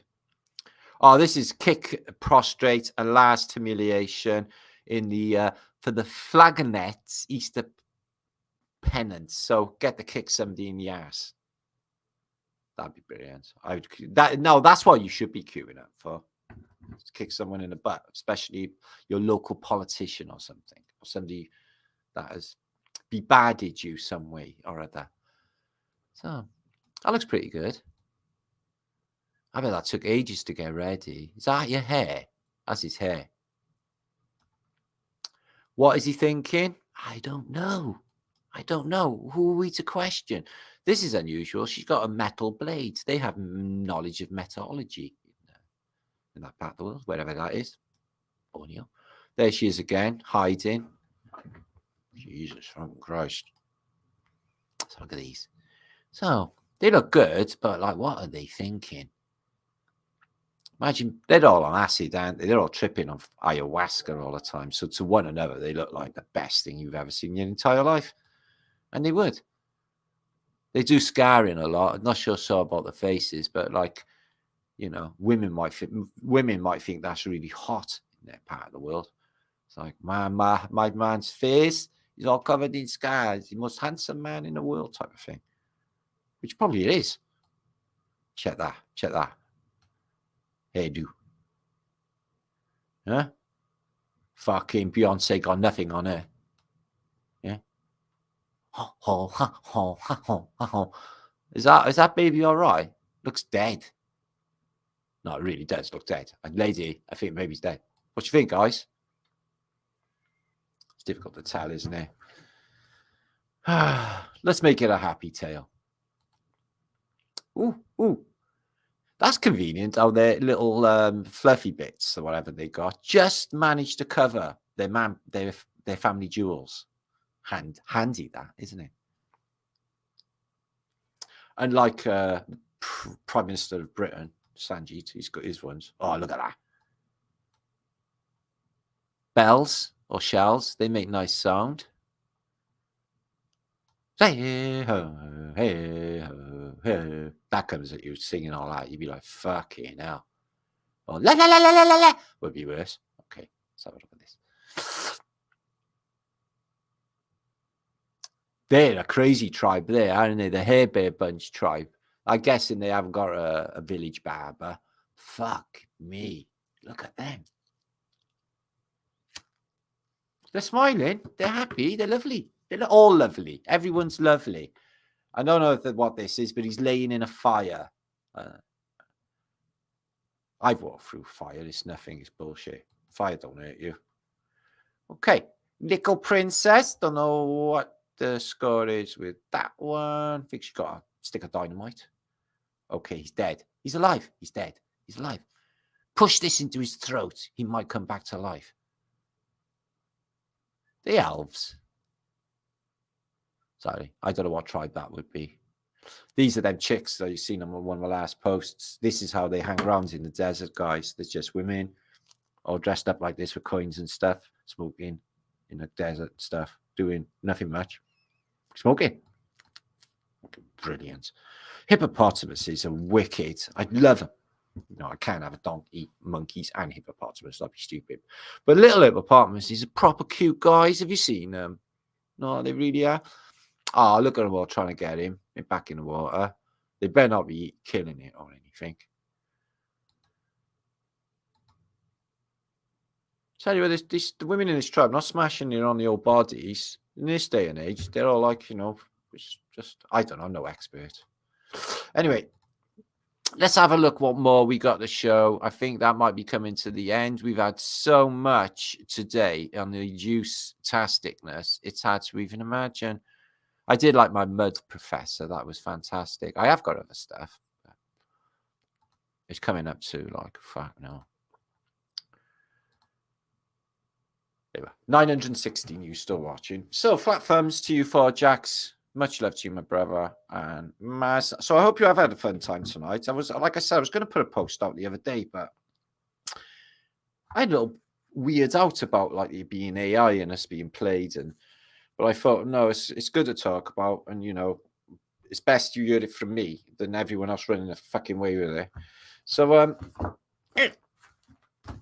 keep an eye on it all. So yeah, make sure to look at this guy's books. Okay, so it's basically putting the stopper in the bottle of death, and the occult, and it's fantastic. I can't even imagine how this guy knows so much. I spoke to him on the phone, Gary, lovely chap, and normal, works in building, and he's a fantastic author. So yeah, it's covers phonetics and taking the spell out. So I have linked his website down below. Go and check him out and get one of those books. Really good reads. Totally going to finish that this week when I get some more time. Greta versus Pisa thing. I think it's all related, mate. It's all the same, isn't it? Everyone knows what's been going on. It's pretty much, you can't put the cork back in a fucking bottle. And I was thinking about it last night. I was on a show with on OTW, and one of the people on there, I don't know if he's still here, but Sovereign Soul, okay. And he said, "Oh, there's a film called American Satan, which is a story of a rock and roll band, and they do the obligatory selling their soul to Satan, have to sacrifice somebody." And it's Malcolm McDowell out of Clockwork Orange, MM33. He always plays the devil or something like that, don't he? Anyway. Cut long story short, and I was watched it like after you mentioned it, and it was proper gnarly, and it was like, and I'm like thinking about like Michael Hutchins in Excess. I thought, yeah, he's definitely fucking done that.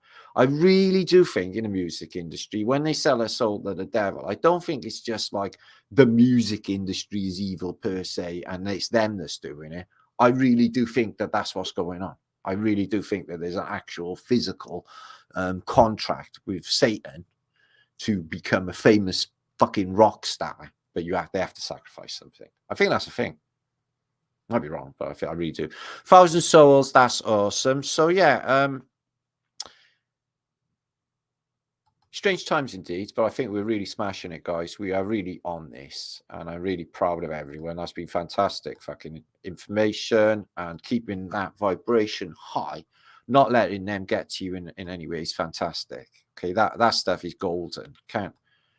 My wings are like a shield of steel. So Zavirdis is in the house. They must sacrifice. Do you know self-sacrifice? Is that suicide? Doesn't make any sense. Don't worry. So there's much love, London man. I'm going to get a big gang over here and have a big hangout maybe in the week, and you'll be inviting all of the gang. So that is, I'm going to have a hangout with a link, and everyone join me for a talk. So that'd be great. So we're going to do that in the near future. He had Kylie in international flight. Yeah, and he also, they took acid apparently, David, and I heard he shagged Kylie out in the desert, but I can't verify that. So yeah, he's a twat, and he ended up with fucking hell, Paulie Yates, and I used to like Paulie Yates. I think she was really all right. But Huey Green's daughter. Can you imagine how fucked people were in the 1970s when they were on Opportunity Knocks with Huey Green? is like the most talentless talent show in the history of talent show, and then you got to get touched up by Huey fucking Green just to get famous. It's like, and you're never going to get famous because no one ever got famous off of opportunity knocks or new faces. Yeah, it's just, don't even worry if you don't know what I'm talking about. No, ever seen Uncle Under the Silver Lake? Oh yeah, I've seen it up, but I don't think I watched that. But people says that to me, and then I watches a film, and I'm like, I've fucking seen this. It's just, I got like a 2-second memory, and plus, do you know, since I've been I was gonna say reborn, but in a way, yeah. All the films I got to see it again, and it's sort of like the first time I've ever seen them all, guys, since The Awakening, since got my new eyes for everything. Because I only pick apart films for Illuminati symbology and their evil, weird shit. Anyway. So Lee, Lee, CQ Babes, and Juicy Bob, good to see you, my friend. And Etheria, you too. You for. Or for you. Galen wins. Okay, good to see you, my friend. And Alva Billy, we won ages ago. It's only a matter of time. Just don't want to be too, like, about it all, because that'd be your ego, but it is a bit of that going on, we are like that, and why shouldn't we be? Thank you, all good stuff. Thank you, Social River. Thank you for the positive input. Make sure to click that thumb thing that they do and get a thumbs up pitch. Okay, I will be back in a day or so. I've still got more stuff, surprisingly. I didn't even go through all my stuff there. I had LA Tataria, SF Fire, and Mind Rape as well. I had all different stuff but next time. Kathy Marshall, Irish, Ancient Irish. Good to see you, my friend. Much love to you. Ooh, I got a drink. Itzy. Crimson string around the waist. I noticed that. It's got to be a technology. There's more going on with it, which I knew. I can imagine the coins being really useful. We are Q. Yeah, I'm not talking about like Q as in that fucking stupid shit they came out with years ago, like fucking AI Messiah thing going on. Not that, but the letter Q, as in the actual letter. I think there might be something in that. Whoever said that in my comments, well done you. So it's Bernie. Much love to you, Bernie. And Bramwell, and Son of Overlook, and Sean, and Kelly, and Husenstorm. Good to see you from Holland. I know a Dutch word. What Dutch words? Hofverdomme. I could swear in loads of languages, guys. It's great. I got the international language on. All you need is the international language of love. That's all you need, okay? The important words like jiggy jiggy. It's Mel, yeah. Happy 2002. Mel. Is Mel in the house? If you are, could you speak? Probably late for Mel, though. God, it's getting off. It's midnight. Crendel.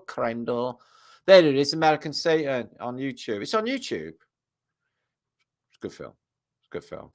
Well, well made. I mean, but like, yeah, fucking hell. I think that shit's definitely going on because it just, like, as they're saying it, I'm thinking of different bands like who've done it. And there was a British band called Lost Prophets, and they were from Wales. And the guy, he's like ended up like the worst paedophile in the fucking world. God knows what's happened to him now. They got him off in jail somewhere. And I remember I watched that film. I'm thinking, like, I don't know what he's done to upset him, but they fucking had him. And these guys have definitely sold their soul. They went from fuck all to like stadiums in America full. Who's doing these deals? Who's passing the deals? Yeah. I think it's true what Robert Zinnemann said, Bob Dylan, about like, oh yeah, I'm just filling in my part of the contract for the commander. I think that's what they're doing. I really do. I think it's a thing. Speaking of green, yeah, if you ain't get him down, you guys. A lot of night is getting on. I have to get on. Life is getting on. Thank you, Charlie, man. You're awesome, lovely. You're all lovely people. So I still feel that flat Earth British excitement that I felt at the beginning of the vlog, though. I could just go for more. But time's going on. And as I said, it's late. And I got neighbors. Kevin, good to see you, my friend. That's my smile. I know I'm not being scary, am I? Okay. That's for you, India. Rose, good to see you. Debs NDC. Salute. That's Britania. and tissue. John, good to see you. I can't say that word. Oh, do you know what? As soon as they messed up all the names, they went to shit. Oh, so you're not Bandetta Kelly? Obviously not. Nobody is. I wouldn't do that anyway. I just can't have any association with anything negative input or what you put out in the universe in a negative context or even bad thoughts. Don't doing all that. No. Don't want to upset myself. Loving the vibe. Little Wing's like magical. Did you get rid of your migraine, Little Wing? I hope I made you think about other stuff other than your headache. Sending you loving vibes, Little Wing Fiona. Do not have bad headache. And your baby Cass and Alan Evans. It's Laurie. She's lovely. Great fan. Great fun. Good, because I never know what I say, and I don't watch my vlogs back or anything much because they're hours long, really. So I leave it to you guys to decide. So that mud flood is mind-blowing. I wish it was real, because then we would have it. But still, there was an event. And I'm wondering if it's breadcrumbs for a bigger event. Anyway, get it out there. It's all food for thought. And I'm guessing there's 1,000 things for you to think about there, to talk about. Dimple maker. What the fuck? Making a fort in bed. Okay, make a little tent in bed with your little torch. Probably don't have a torch in bed, you lady, so that'd be weird. But okay, just make a little tent in bed, guys. Get comfy. You certainly give value for money. Well, it's actually free on YouTube. I put adverts in, but like they cripple me sometimes and bang them in, and I can't lock them out. I only want one advert in for each video because like that just be fucking greedy. So, but they keep piling them in. I got to keep going in there, removing them so they don't make me look a greedy twat. YouTube, I'm on about. Fuckers. I hate they mess with me. That's my son, who's Lawrence Leaker, who's Watch Dragon Metals. He's got a channel too. And there's Lee Flat Earth British. Don't know where he is or what he's up to. He's not Vanna vlogging. He sends me like messages and stuff and helpful stuff, and still very much part of the Flat Earth British whole experience. But where he is, I don't know. I don't know. Every time he does a community message, he's connected with death. I'm like, is everything all right?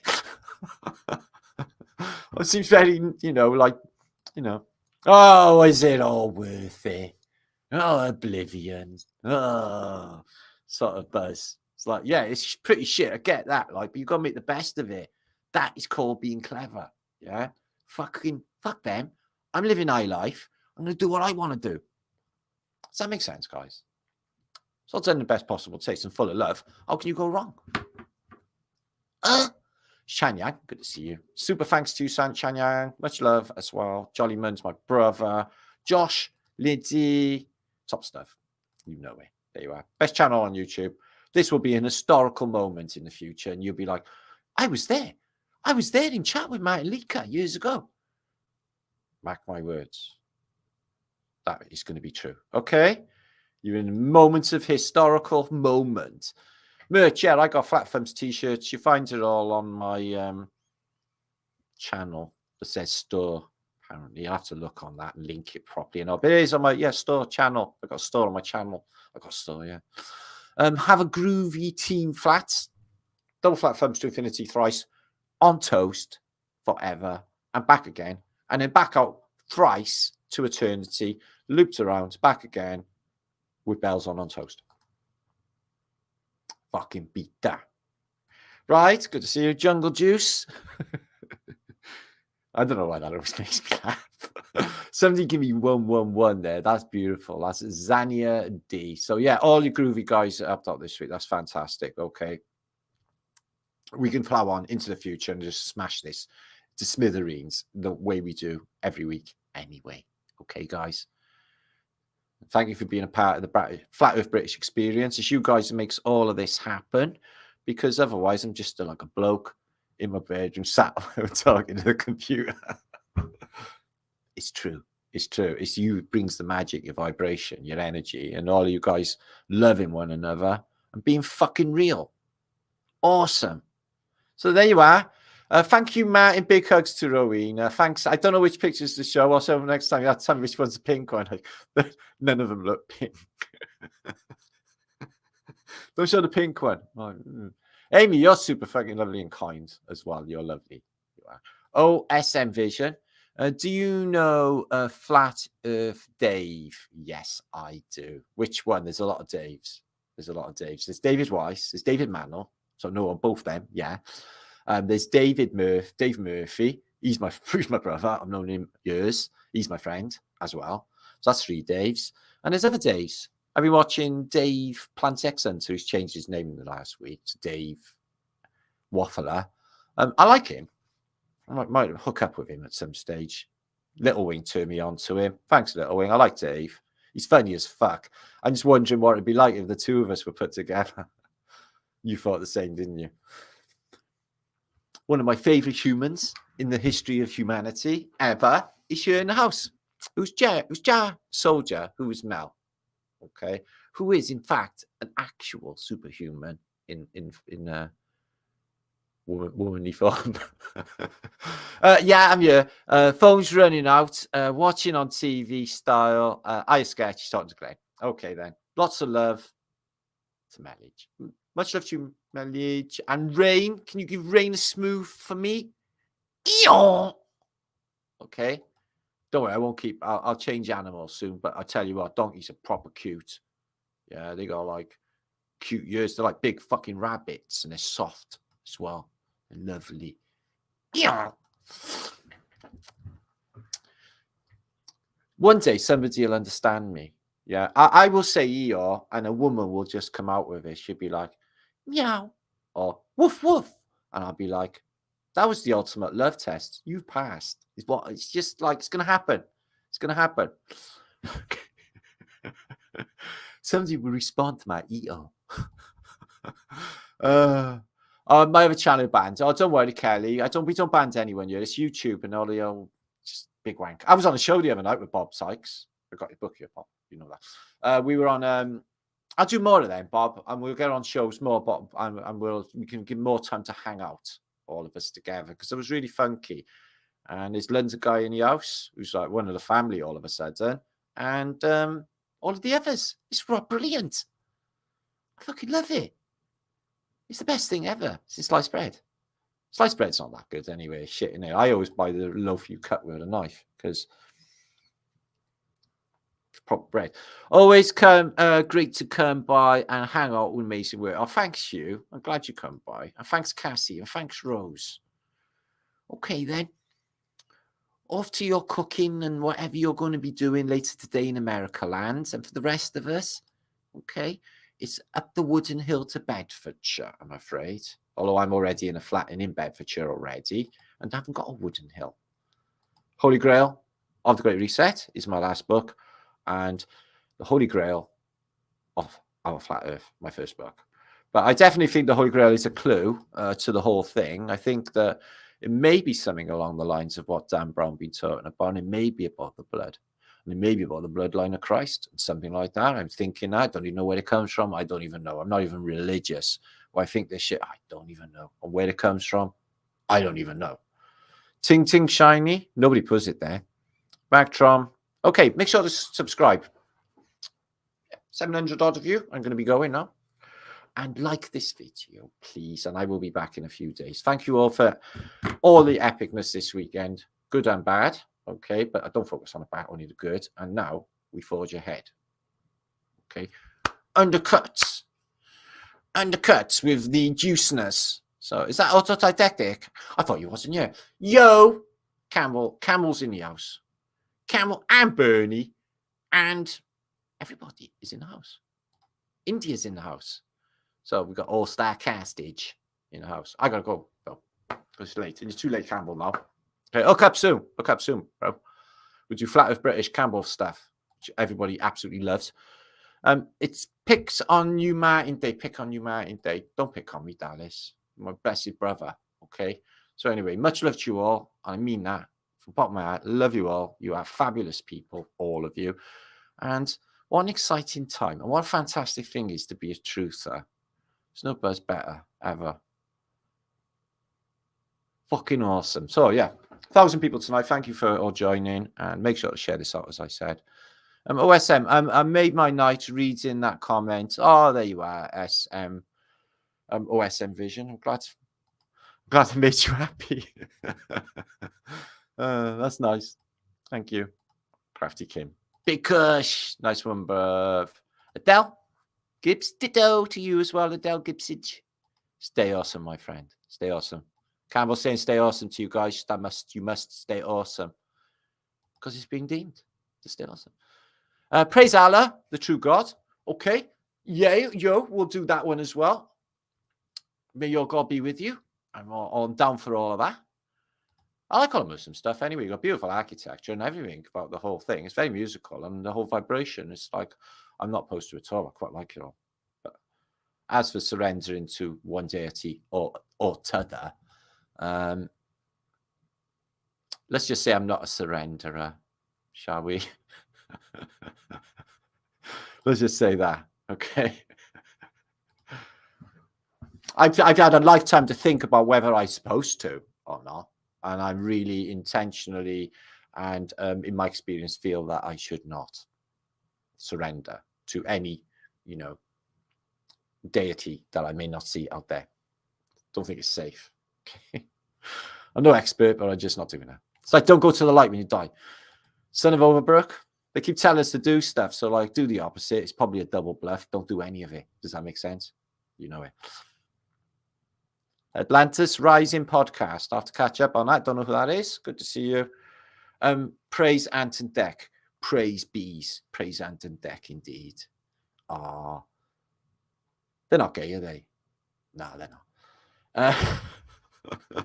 All right, we love Ant and Deck. They are like the modern fucking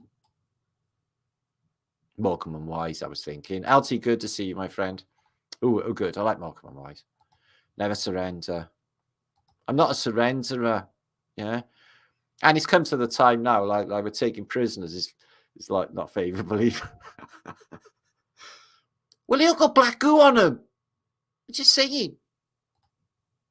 Black goo.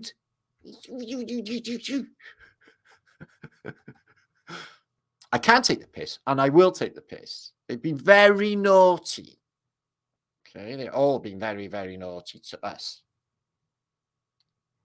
You know I'm telling the truth. Jersey Bob, I gotta go, guys. I got literally no spit and I need a drink. So peace and love to you all. Make sure to subscribe. Make sure to like this video. And see I'm doing all right on your thumbage, but up it goes. More thumages for my efforts. And make sure to buy me a coffee. If you want to buy me a coffee, that'd be a brilliant tip. I take tips. That's good. And I do other stuff as well. I just tap dance, sing, play guitar, write books. Man of many talents. I gotta go before I go completely nutty. Never go completely nuts on YouTube live. It's golden rule. Okay. Scottish Lives Matter. Oh, we'll have to debate that. Where'd you say that? Yeah, all lives matter. What about Welsh? I know they're small and nobody knows we're here, but I tell you, we're really fantastic. I love being Welsh. Welsh is one of the best things ever. Shocked that Princess Di got killed. Did you hear about it? Where you been? Yeah, Scottish Lives Matter. There you are, Atlantis. We'll give you that one. You'll have that. You can have that. Okay. You'll be the happiest man in Scotland. Okay. You take the high road and I'll take the low road. But I'll get to Scotland before you. Martin will dance for bucks. I could dance. I got a wicked rhythm. I have. I'm a proper little mover. Yeah. Eeyore! Thanks you. Okay, you can do an Eeyore in your house, in your flat, in your apartment, in the street, wherever you are now. Just give it a good Eeyore. Fuck what everyone thinks looking around you. They're only jealous. Ooh, Pamela done a meow. Ooh, Pamela, there you are. Meow. There you are. You're getting into it. I'm good. Yes, hippie shakes Welsh. Hippie shakes Welsh. There's a few Welsh contingents here, considering there's only a few million of us. It's like the cities with more people than the whole of Wales. But we're quite happy. We're quite selective. FEB lives matter. Corinne, you've nailed it there in one. FEB lives do matter. All lives matter. And as I said before, you're forbidden to die or get ill or anything like that in the future. Don't define me and do that or anything. Esley. Not mean it. So, thank you, Ziana D. You're very, very lovely. You're a quarter Welsh. Which quarter? So, I gotta go. Lovely Polish person. Oh, I knew you were Polish by your name. Dziękuję.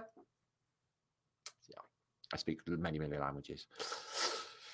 Anyway, I gotta go. Pavlov Sheep, thank you so much for your brains and bringing your vibration. And you're always in a good mood. And you're always funny. And you're always smart.